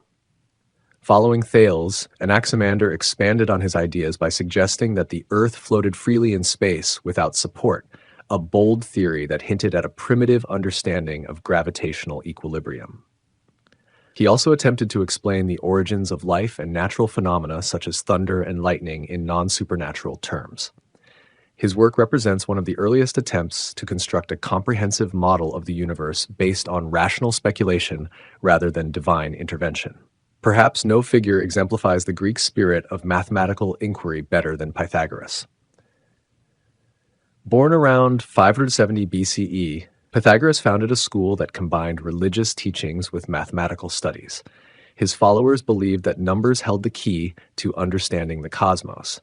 Pythagoras is most famous for the theorem that bears his name, which relates the sides of a right triangle. But beyond that, his school discovered the mathematical relationships in musical harmonies and introduced the idea that numerical ratios governed the order of nature. The belief in a mathematically ordered universe would become a central theme in Greek science and endure for centuries. As Greek civilization advanced, so too did its approach to knowledge. The city of Athens became a hub for philosophical and scientific thought. Socrates, though not a scientist himself, challenged conventional wisdom and inspired a generation of thinkers to question and investigate the world around them. His student Plato advanced the idea that the physical world was an imperfect reflection of ideal forms. And while this led to some divergence from empirical science, it also encouraged abstract reasoning, essential for mathematical thought.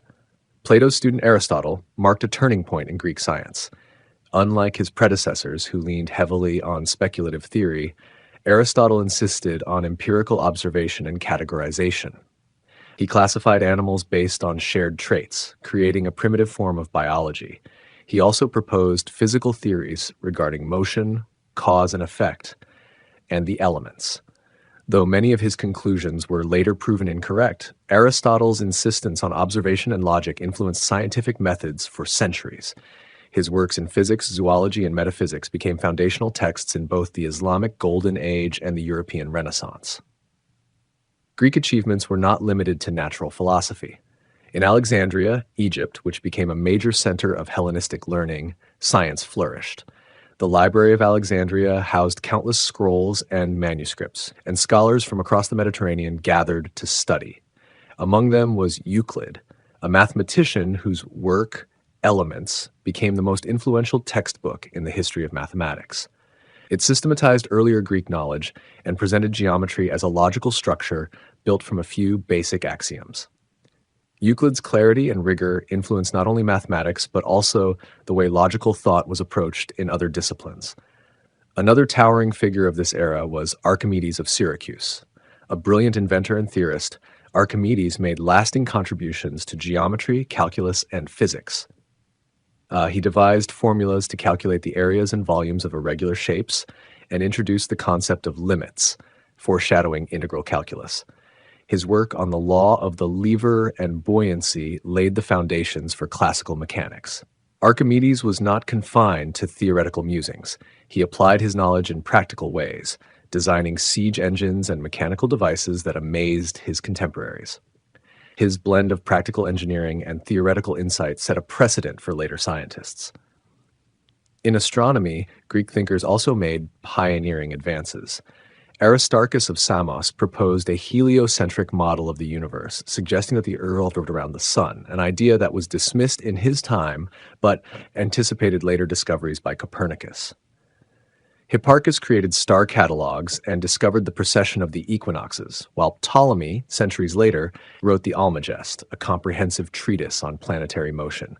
Though his geocentric model would dominate for over a millennium, it represented an impressive effort to reconcile observation with mathematical theory. Mathematics during the Hellenistic period reached new heights. Men like Apollonius of Perga developed conic sections, which centuries later became essential in the study of planetary orbits and optics. Diophantus, sometimes called the father of algebra, introduced symbolic equations and methods for solving them, bridging the gap between arithmetic and algebra. His work foreshadowed many of the concepts that would later emerge in Islamic and European mathematics.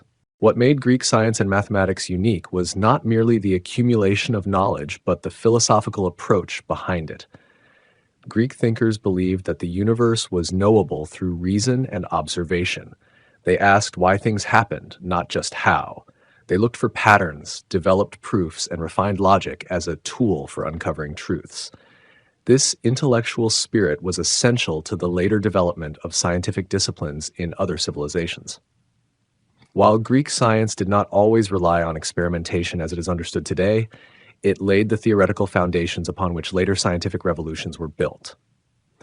Greek texts, preserved and expanded upon by Islamic scholars, eventually re-entered Europe during the Middle Ages, sparking renewed interest in science and philosophy. The methods, logic, and rigor of Greek thinkers inspired figures like Galileo, Kepler, and Newton, who acknowledged their debt to ancient sources. Even in medicine, Greek contributions were significant. Hippocrates, often called the father of medicine, advocated for careful observation and ethical treatment.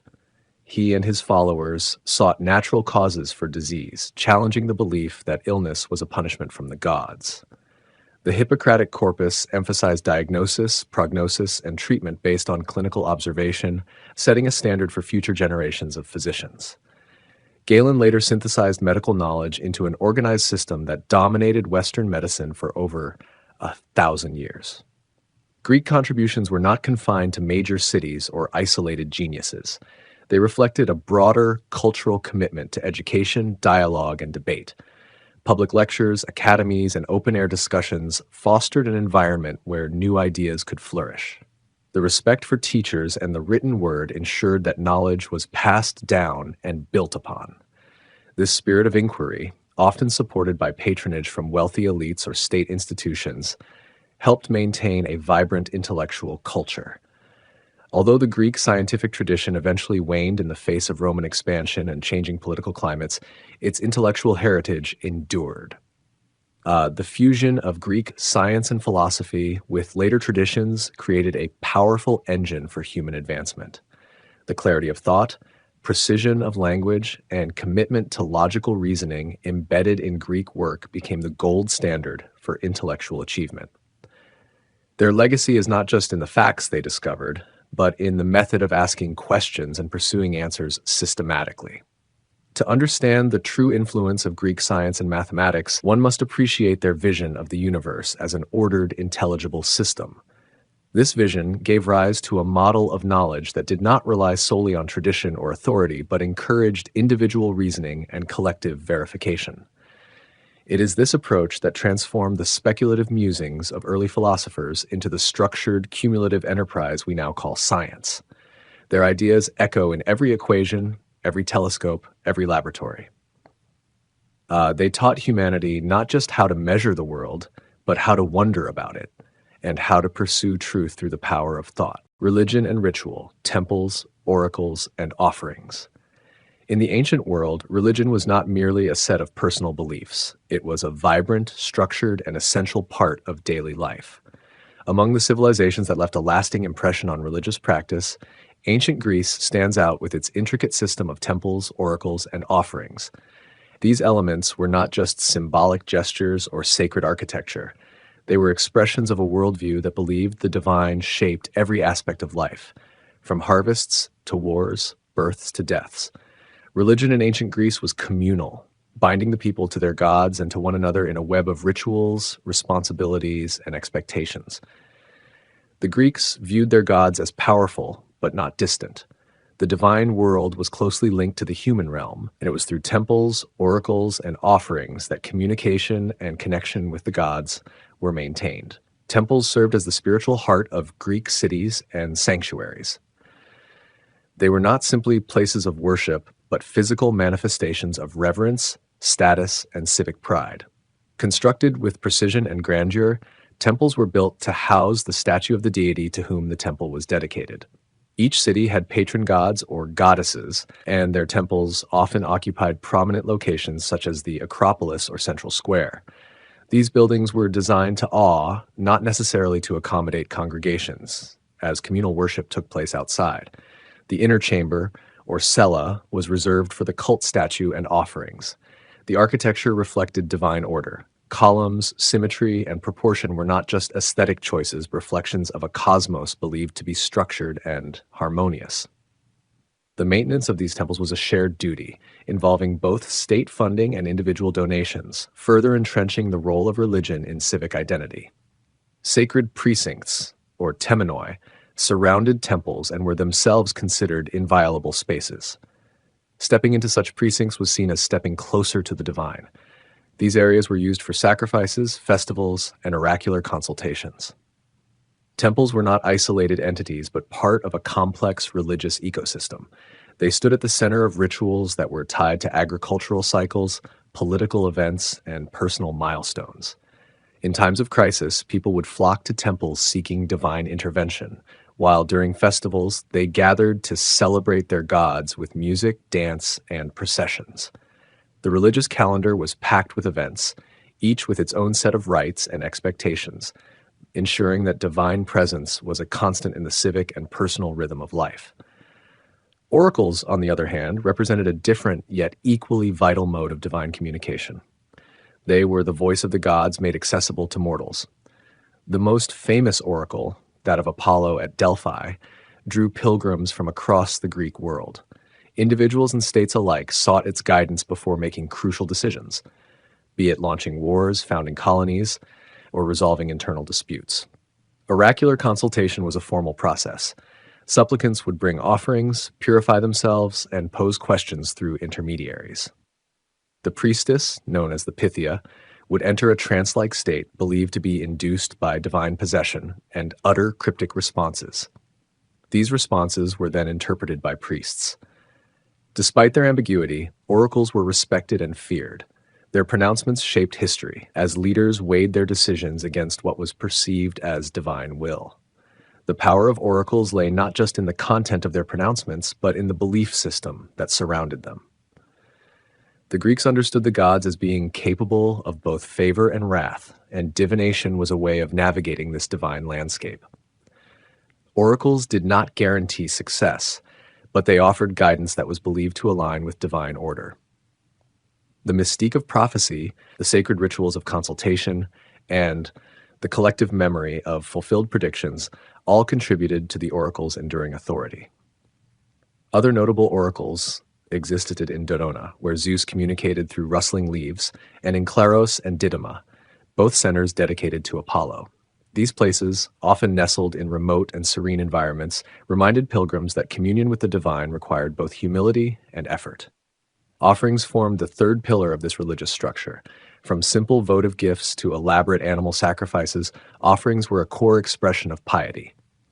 The Greeks did not practice religion in abstraction. They gave, performed, and participated. Offerings were acts of reciprocity, based on the concept of do ut des, I give so that you may give. Individuals offered thanks for blessings received or sought favor for future endeavors. A fisherman might offer part of his catch, a soldier might dedicate spoils of war, and a family might bring the first fruits of harvest. These acts of devotion were not confined to the elite. Even the poor could participate through modest gifts, such as a clay figurine or a strand of hair. The value lay not in the item, but in the gesture, which affirmed the bond between human and divine. Animal sacrifice, particularly of bulls, goats, and sheep, was a central ritual. These ceremonies followed strict procedures. The animal had to be unblemished, led with dignity, and slain with precision. Blood was collected and sometimes poured on the altar, while the entrails were examined for omens. The meat was often shared among participants, turning the sacrifice into a communal feast. In this way, worship was not separate from social life, it was embedded within it. The act of offering extended beyond physical gifts to include song, prayer, and dance. Choral hymns, known as paeans, praised the gods. Libations of wine or oil were poured onto altars or the ground, and ritual dances enacted myths and victories. These practices infused daily life with the sacred, transforming ordinary acts into gestures of devotion. Public festivals offered the grandest stage for religious expression. These events, such as the Panathenaea in Athens or the Eleusinian Mysteries, combined religious ritual with cultural performance.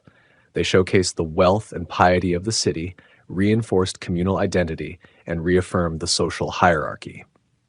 During these festivals, statues of gods were paraded through the streets, sacrifices were performed before large crowds, and theatrical performances retold divine myths.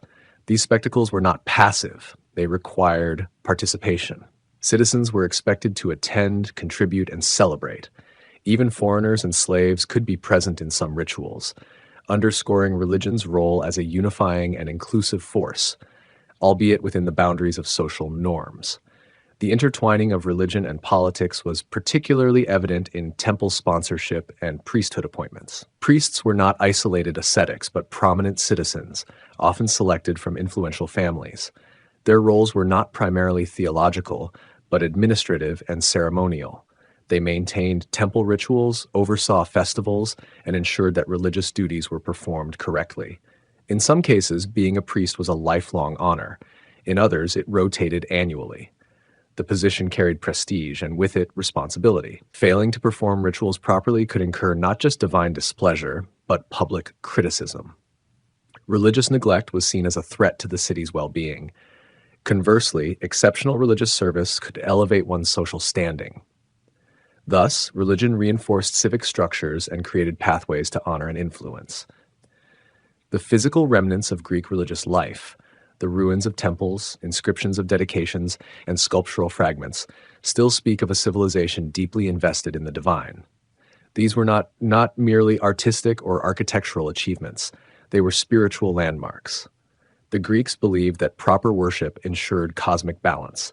If the gods were honored, the city would flourish. If neglected, disaster would follow. Natural events like earthquakes or plagues were often interpreted as signs of divine anger. In such times, communities responded not with indifference, but with renewed rituals, processions, and supplications. Religion offered both a framework for understanding the world and a mechanism for responding to its unpredictability. While the pantheon of gods was vast, each with specific domains and personalities, the underlying ethos was consistent. The divine was ever-present and responsive. From the majestic Zeus to the chthonic Hades, from the wise Athena to the wild Dionysus, the gods were seen as guardians and judges, capable of both kindness and vengeance. Their stories, preserved in epic poetry and local lore, provided moral lessons and cultural cohesion. Worship was thus not only about fear or obligation, it was about identity. To be Greek was to live within this spiritual framework, to recognize the divine in the world around, and to participate in its rituals with sincerity and pride. Even personal milestones were marked by religious observance. Births were celebrated with purification rites. Marriages were blessed at sacred altars. Deaths were mourned through offerings to underworld deities. At every stage of life, the gods were invoked, thanked, and petitioned. Children learned prayers and myths from an early age, ensuring the transmission of religious knowledge across generations. This continuity was vital. While philosophical skepticism emerged in later periods, challenging certain aspects of belief, the rituals themselves remained deeply embedded in cultural practice. The act of giving, the sight of a smoke column rising from an altar, the sound of hymns echoing through marble columns, all these affirmed a connection that transcended logic and endured through tradition. In the Greek world, religion was never static. It absorbed influences from other cultures, adapted to new circumstances, and responded to societal change. As empires rose and fell, temples were rebuilt, festivals evolved, and new oracles emerged. Yet, the core remained, a reciprocal relationship between mortal and immortal, a system rooted in reverence and ritual. Through temples that touched the sky, oracles that whispered the future, and offerings that spoke of gratitude and hope, the Greeks wove the divine into the fabric of their lives. Their legacy endures not just in ruins and relics, but in the recognition that the sacred and the human are deeply and inextricably connected. The Roman conquest of Greece, the end of independence. The Roman conquest of Greece was not a sudden event, but rather a prolonged process that unfolded over several decades, ultimately leading to the end of Greek independence. By the time the Roman Republic began asserting its influence over the Eastern Mediterranean, Greece was already weakened by centuries of internal conflict, shifting alliances, and the decline of its city-states. The once dominant powers of Athens, Sparta, Thebes, and Corinth had seen their golden ages pass, and new threats, both external and internal, had eroded the foundations of Greek autonomy. The process through which Rome took control of Greece reflected not only its growing military and political might, but also the vulnerabilities that had developed within Greek society. Rome's interest in the Greek world initially grew from its expanding influence in the Western Mediterranean. After defeating Carthage in the Punic Wars, Rome turned its gaze eastward, where the Hellenistic Kingdoms, remnants of Alexander the Great's empire, were entangled in rivalry and strife. Greece, caught between these powers, was an appealing region for Roman involvement, rich in culture, strategically important, and politically fractured. The first major Roman intervention in Greek affairs came during the late 3rd century BCE, when Rome became embroiled in the conflicts involving Macedonia, particularly during the Macedonian Wars. These wars pitted Rome against King Philip V of Macedon and later his successor, Perseus. The First Macedonian War, 214 to 205 BCE, was largely inconclusive, but it marked the beginning of Roman engagement in Greek geopolitics. The Second Macedonian War, 200 to 997 BCE, however, demonstrated Rome's rising influence. After a decisive Roman victory at the Battle of Cynocephalae in 197 BCE, Philip V was forced to surrender most of his conquests, and Rome proclaimed the freedom of the Greeks at the Isthmian Games in 196 BCE. This declaration, though celebrated by many Greeks, masked Rome's deeper intentions. By positioning itself as a liberator, Rome gained favor while quietly laying the groundwork for greater control. Greek independence was no longer truly independent. It existed at the discretion of Roman interests. In the years that followed, Roman involvement in Greek affairs intensified.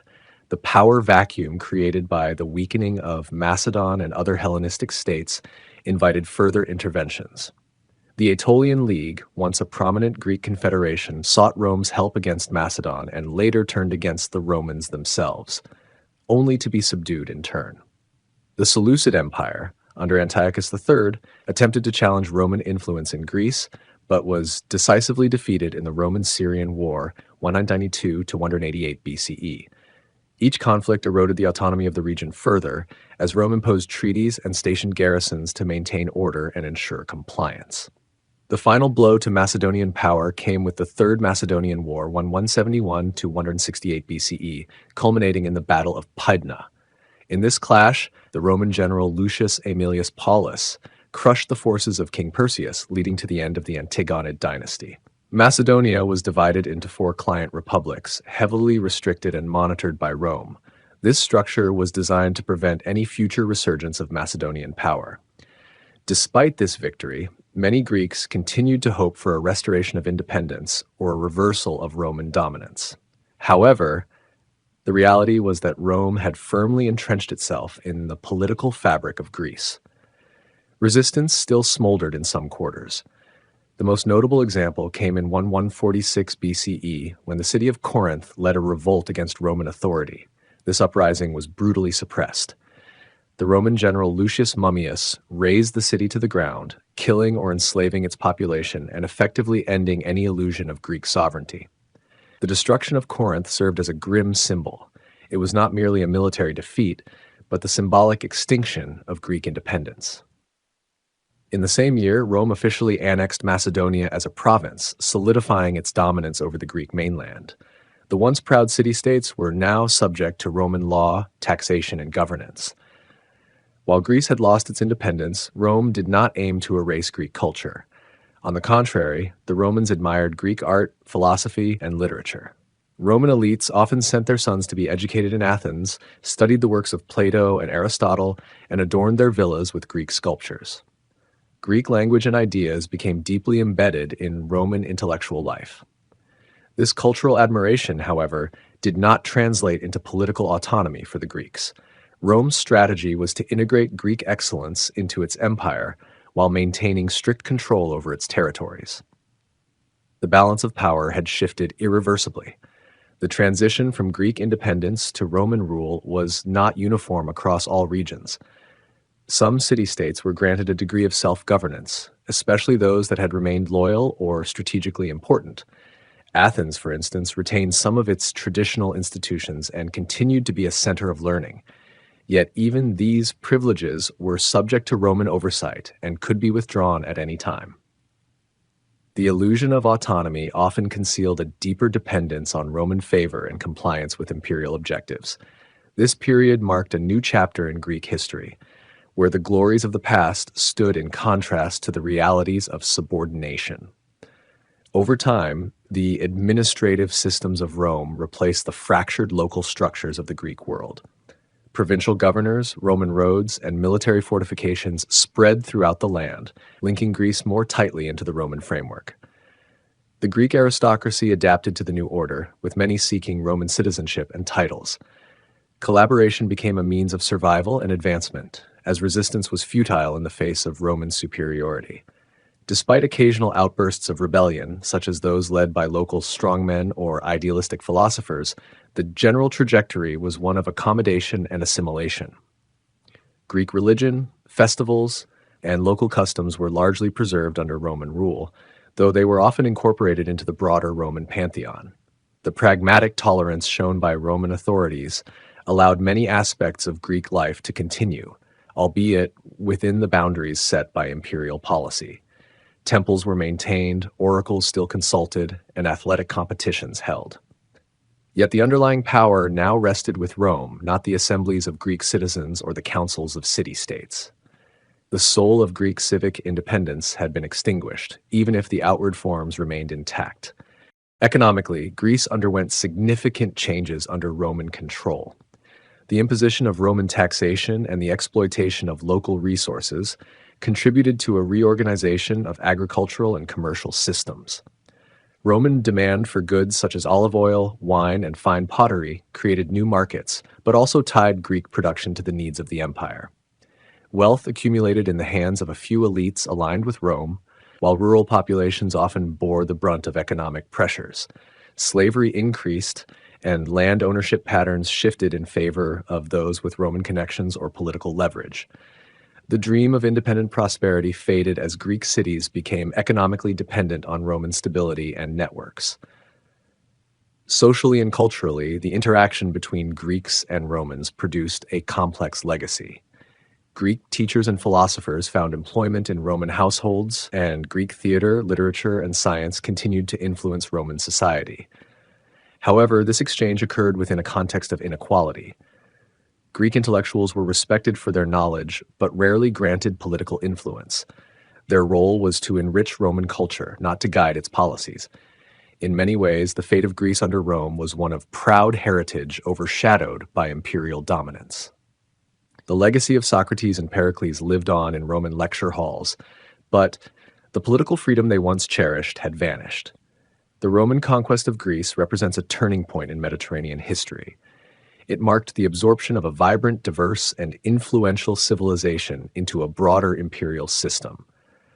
For Rome, it was a triumph of expansion, a testament to military prowess and political foresight.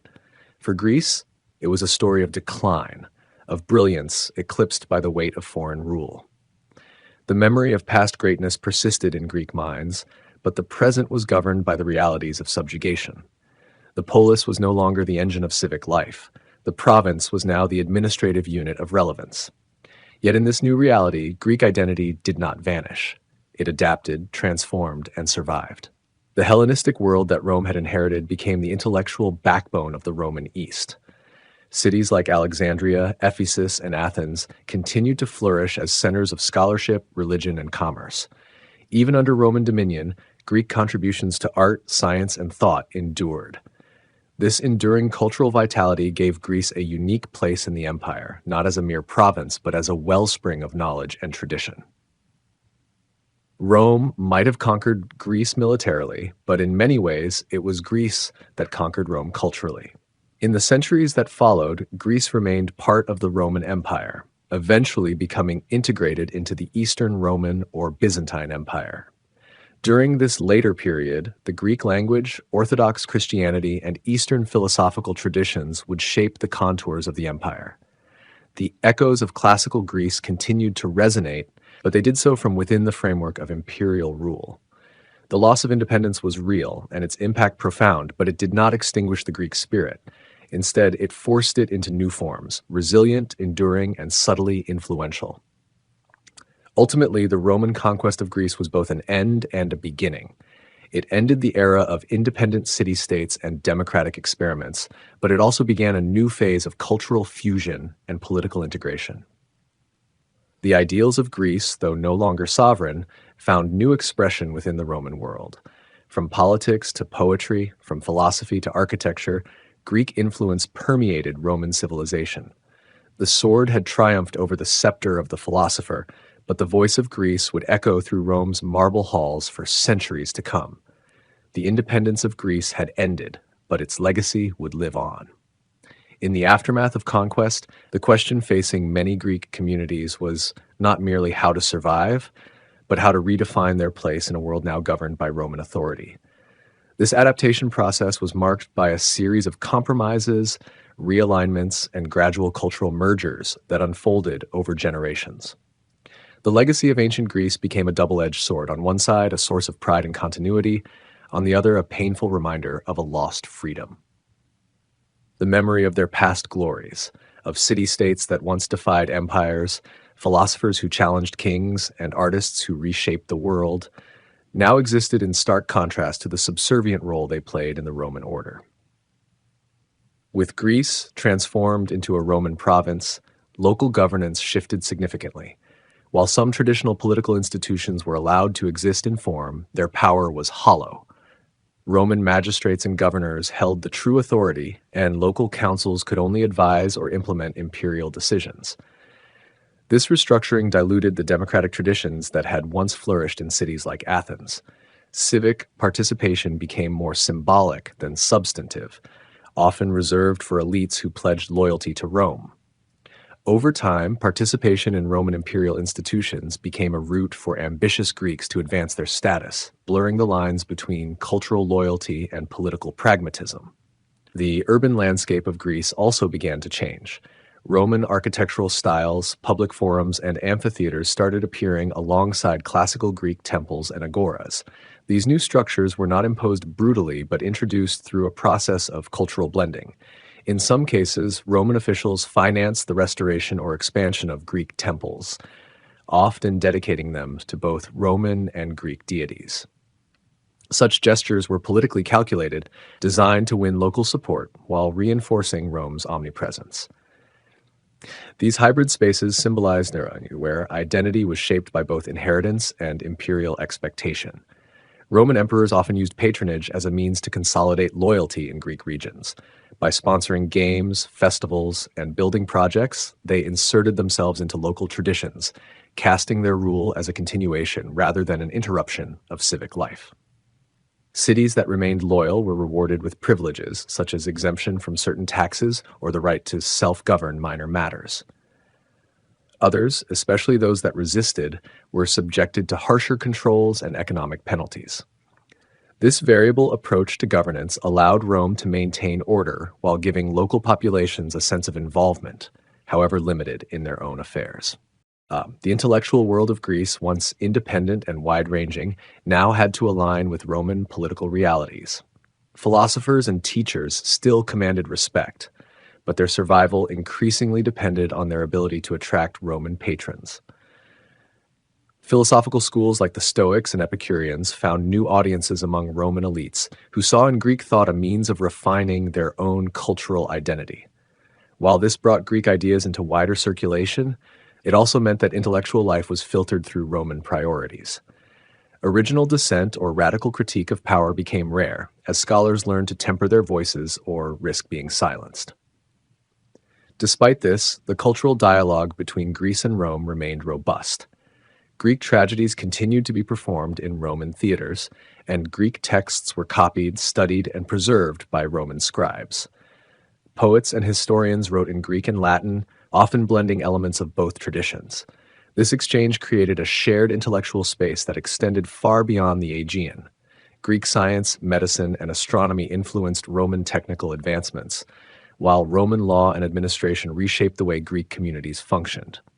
This mutual enrichment ensured that Greek contributions remained relevant even under occupation. Religious life in Greece underwent a subtle transformation as well. While local gods were still worshipped, the Roman pantheon absorbed many of them through syncretism. Zeus became associated with Jupiter, Athena with Minerva, and so on. Temples once exclusive to Greek cults now welcomed Roman rituals and officials. The religious calendar incorporated imperial festivals, and emperor worship became a common practice. Statues of Augustus or later emperors were placed in sanctuaries, not merely as political gestures, but as part of religious devotion. In this context, loyalty to the empire was not just political, it was also spiritual. One of the more lasting impacts of Roman rule was the expansion of economic infrastructure across Greece. Roads, aqueducts, and harbors were constructed or improved, integrating Greek cities into the vast commercial network of the empire.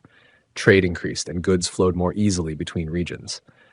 Greek olive oil, wine, and ceramics found eager markets in Italy and beyond, while Roman coins and luxuries circulated throughout Greek lands. This economic integration came at a cost. Local economies became dependent on distant policies and shifting imperial interests. Still, the prosperity it brought, particularly to coastal cities and landowning elites, made Roman rule tolerable to many. Education in Greece retained its prestige but became increasingly formalized under Roman standards. The gymnasium and the philosophical schools remained key institutions, but Roman values began to influence the curriculum.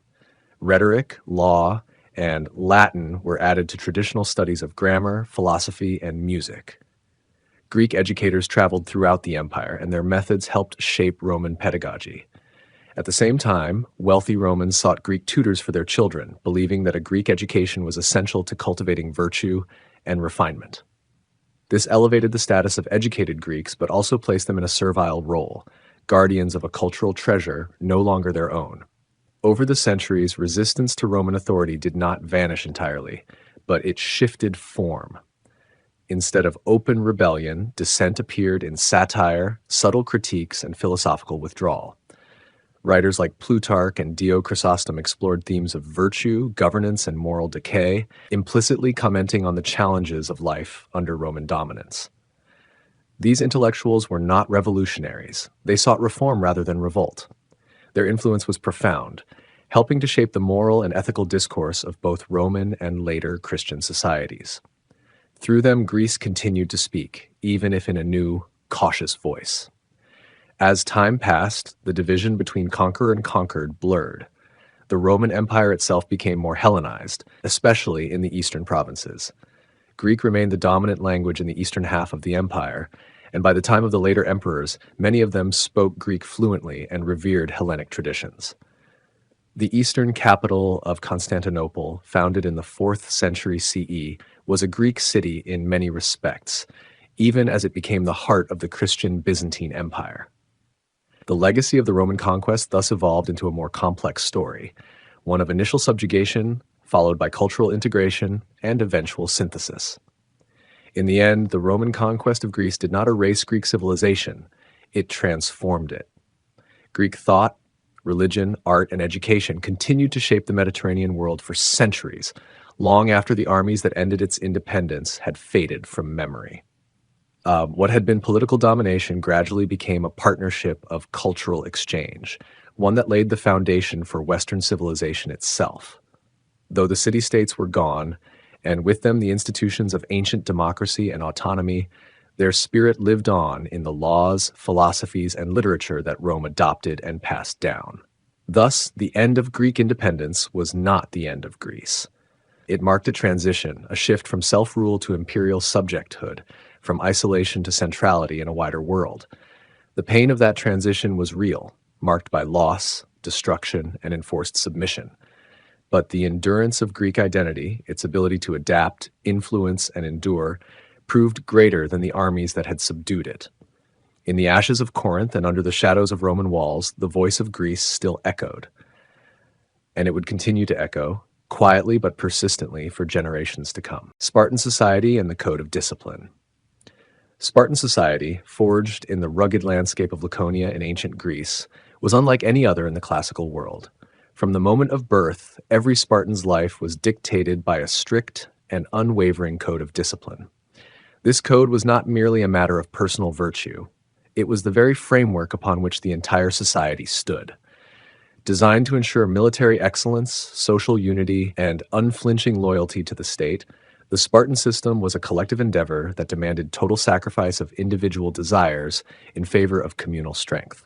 At the core of Spartan society was the ideal of austerity. Luxury, extravagance, and even the pursuit of personal comfort were discouraged. Simplicity in speech, behavior, and lifestyle was seen not as a limitation, but as a moral and civic strength. The Spartans prided themselves on speaking laconically, briefly, and with force. Their architecture, clothing, and even their meals reflected this minimalism. Black broth, a simple and often unappetizing stew, became a symbol of the Spartan attitude toward life. Even their homes lacked decoration or comfort beyond necessity, reflecting the belief that indulgence bred weakness. The foundation of this code began in childhood. Newborns in Sparta were inspected by state elders for signs of physical strength. If a child appeared weak or deformed, they were often left to die, a brutal practice reflecting the Spartan belief that only the strong were fit to serve the city. Those who passed this initial inspection were taken from their families at the age of 7 and enrolled in the Aegoge, the rigorous state-run education and training system. The Aegoge was not simply schooling, it was a crucible of discipline, obedience, endurance, and martial skill. Boys learned survival through deprivation, cunning through challenge, and courage through constant trials. The aim was not to nurture individuality, but to mold every boy into a future warrior of Sparta. The Aegoge enforced a communal upbringing, eliminating family bonds and replacing them with loyalty to the group and the state. Friendships formed during this time were strong and often lasted a lifetime, reinforcing the military cohesion vital to Spartan warfare. Physical punishment was frequent and expected, not as cruelty, but as instruction. Boys were encouraged to steal food, not for mischief, but as a test of stealth. If caught, they were punished, not for stealing, but for failing to succeed undetected. This created an environment where discipline, resourcefulness, and self-restraint were instilled not by reward, but through relentless training and consequence.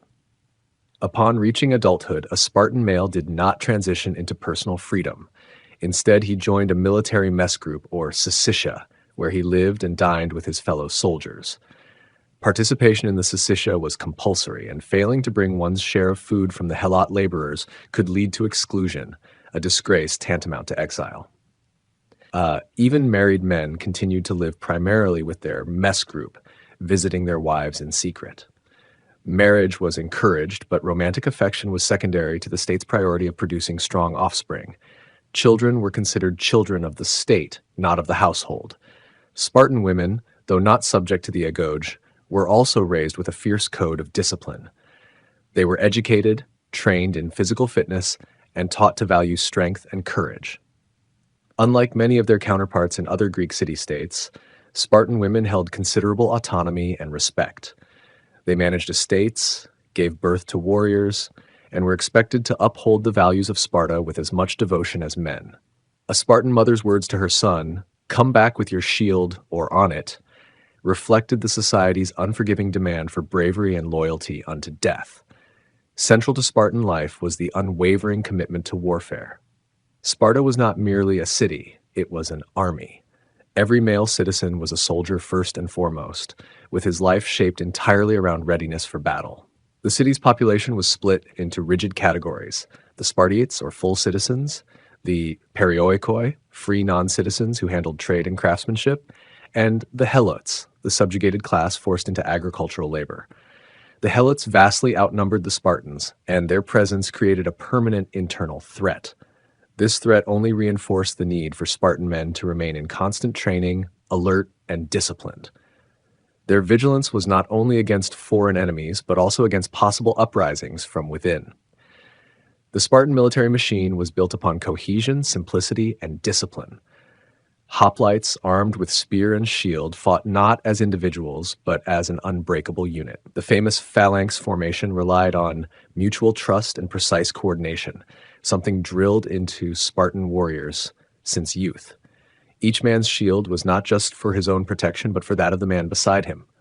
Cowardice, retreat, or panic were not only shameful, they were destabilizing acts that endangered all.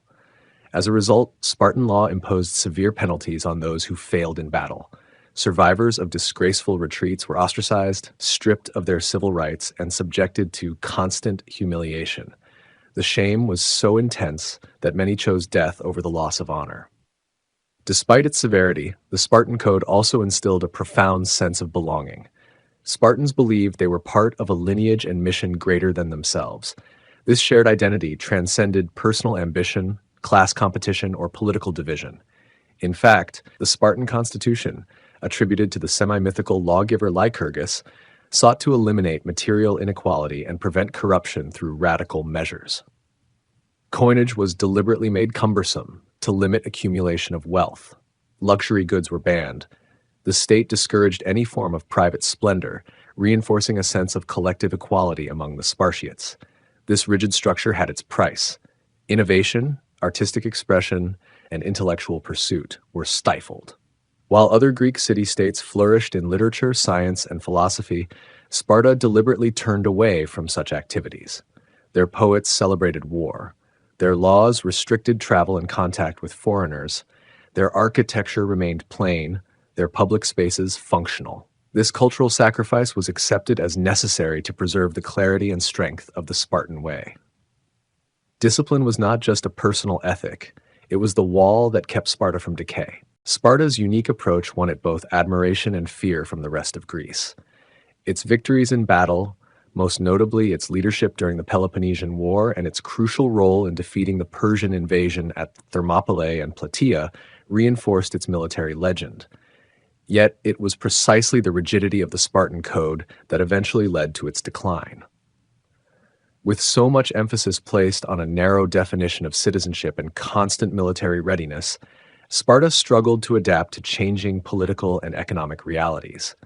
The population of full citizens dwindled, the burdens placed on the helots increased, sparking frequent revolts. The rigid social order became brittle, unable to accommodate the pressures of diplomacy, trade, or internal reform. Still, for centuries, the Spartan code of discipline stood as a model of unwavering commitment to collective purpose. It shaped not only the battlefield, but the very soul of its people. The discipline that governed every aspect of Spartan life created a society capable of extraordinary feats of endurance and cohesion. Even today, the name Sparta conjures images of strength, sacrifice, and unwavering control of the self. It remains a powerful example of how a society can be shaped by its ideals and how discipline, when held above all else, can define a civilization's legacy. The legacy of Sparta endures not just because of its military might, but because of the clarity with which it pursued its values. The Spartan code demanded more than obedience. It demanded transformation.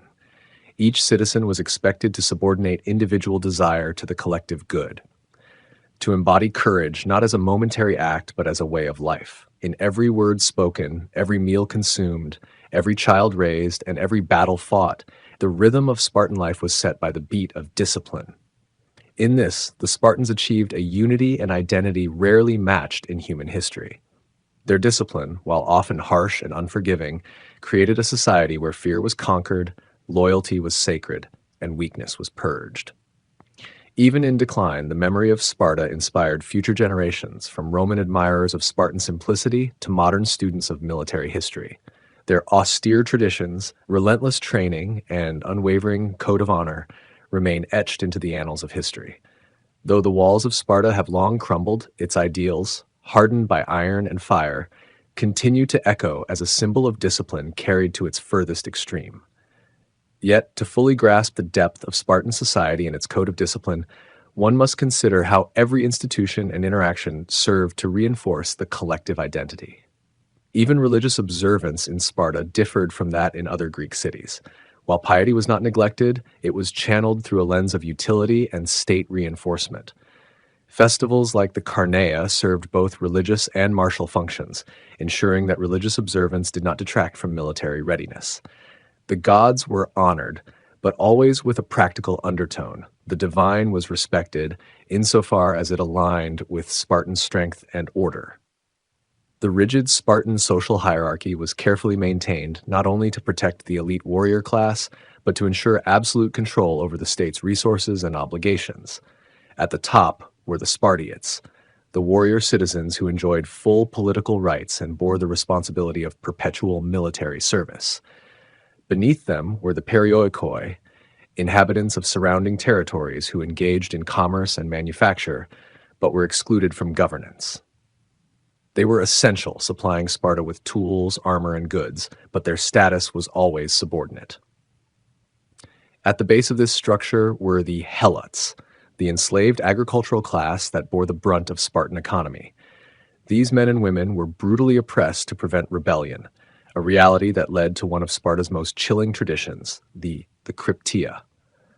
The Cryptia was a state-sponsored ritual in which young Spartan males on the brink of adulthood were sent into the countryside armed with daggers and tasked with murdering helots who showed signs of strength, defiance, or leadership. It was not considered murder in the traditional sense, but a rite of passage and a form of psychological warfare. This practice not only reduced potential resistance, but instilled ruthless obedience and hardened cruelty into the hearts of future soldiers. The state, by encouraging such acts, made clear that mercy was weakness and hesitation was disloyalty. In addition to its notorious militarism, Sparta maintained a unique political system that balanced monarchy, oligarchy, and elements of democracy. The state was ruled by two hereditary kings from separate royal families, a diarchy designed to prevent the concentration of power in one individual. These kings led armies and conducted religious rituals, but their authority was not absolute. They were monitored by a council of elders known as the Gerousia, composed of men over 60 who were elected for life. This body advised on policy and could even try kings in court. Furthermore, 5 annually elected ephors held immense influence. These magistrates could summon and preside over assemblies, supervise kings, and ensure that laws were upheld. The Apella, an assembly of Spartan males over 30, could vote on laws and decisions proposed by the Gerousia, though its power was limited. This elaborate structure reflected the Spartan distrust of excessive power and reinforced the societal ideal of balance through control. Marriage, while functionally vital to Spartan survival, was framed almost entirely around state interests. Marriages were arranged not for love, but for procreation. Men were often encouraged to marry later in life, around 30, after they had completed their military education and entered the ranks of full citizens. Women, typically married in their late teens or early 20s, were expected to produce robust children. In some cases, if a man was considered especially strong, he might be permitted or even encouraged to father children with another man's wife, if the state deemed such a match advantageous. This approach reveals how private relationships were wholly subordinate to the needs of the polis. Intimacy, affection, and family life were secondary to the primary goal, the perpetuation of a powerful Spartan class. The use of secrecy and controlled information was another strategic aspect of Spartan discipline. Spartans were discouraged from writing down their laws or recording state matters, relying instead on oral tradition and memory. This prevented enemies, and even citizens, from scrutinizing or questioning the system. By keeping laws unwritten, Sparta avoided internal debate and fostered a culture in which compliance was automatic and unchallenged. Silence, both literal and symbolic, became a tool of control. To speak too much, to ask too many questions, was to stray from the Spartan ideal of obedience and simplicity. Even in death, the code of discipline remained supreme. Unlike other Greek city-states which held elaborate funerals with music, poetry, and public displays of mourning, Spartan funerals were plain and dignified. Only men who died in battle and women who died in childbirth were given marked graves, emphasizing that sacrifice for the state, whether on the battlefield or in birthing future warriors, was the only worthy legacy. The city had no tolerance for lamentation or public grief. Loss was expected and suffering was endured quietly. This approach was not born of emotional coldness, but of philosophical commitment. To mourn excessively was to place individual sorrow above collective resilience. Cultural activities in Sparta were not entirely absent, but they too served the broader purpose of strengthening the state. Choral songs and dances were performed not for entertainment, but for coordination and solidarity. Even poetry, such as that of Tyrtaeus, had martial themes, celebrating valor and condemning cowardice. Music was used in military drills, its rhythms guiding movement and embedding unity. Artistic expression, therefore, was not free. It was shaped to instill discipline, endurance, and patriotic fervor. Foreign influence was tightly restricted in Sparta. The city-state maintained an inward-looking stance, wary of corruption from outside ideas. Unlike Athens, which thrived on trade and cosmopolitan exchange, Sparta remained closed. Foreigners were rarely permitted to settle, and Spartans themselves were discouraged from traveling. The few who did were expected to return unchanged in spirit. This isolationism preserved the purity of the Spartan system, insulating it from the luxuries, philosophies, and political innovations that might have undermined the strict order of their society. One of the most remarkable traits of Spartan society was the internalization of discipline, not just through force, but through cultural pride. Spartans were raised to believe in their superiority, not through wealth or art, but through self-mastery. The highest praise one could receive in Sparta was not for brilliance or charisma, but for silence under pressure, composure in danger, and the willingness to put duty above self. They cultivated a kind of moral armor, forged in hardship and restraint, that gave them an unshakable identity. Despite all of its control, Sparta was not immune to eventual collapse. Its obsession with purity and limitation proved unsustainable. By restricting citizenship to a shrinking elite, it weakened its own population base. As war demands increased and new threats arose, the city lacked the flexibility to adapt. The rigid discipline that had once been its greatest strength became a cage from which it could not escape. Efforts to reform, such as those by King Agis IV and later Cleomenes III, attempted to redistribute land and reinvigorate the citizen class, but these initiatives were met with resistance and ultimately failed. By the time of the Roman conquest, Sparta was a shadow of its former self, still proud, still stoic, but politically marginalized and socially stagnant. Yet even in decline, Sparta left behind a powerful legacy. Later generations, from Roman generals to modern military theorists, drew inspiration from the Spartan ideal of discipline. Philosophers praised their endurance, and political theorists admired their system's longevity. Sparta's influence can be seen in military academies, national anthems, and ceremonial codes. Their image, stoic, fierce, and unyielding, became mythic. Sparta's history reminds us that discipline can achieve astonishing cohesion and strength, but it also teaches that without flexibility and compassion, it may crack under its own weight. The Spartans achieved what few societies ever have: a total alignment between values, governance, and daily life. Their commitment to their code, however unforgiving, created a culture of deep unity and fearsome resolve. It is this paradox between strength and limitation, between honor and control, that makes Spartan society eternally fascinating. The Spartan story is not merely one of soldiers and battles, but of a people who believed with unwavering certainty that through discipline they could master themselves and through that mastery the world around them.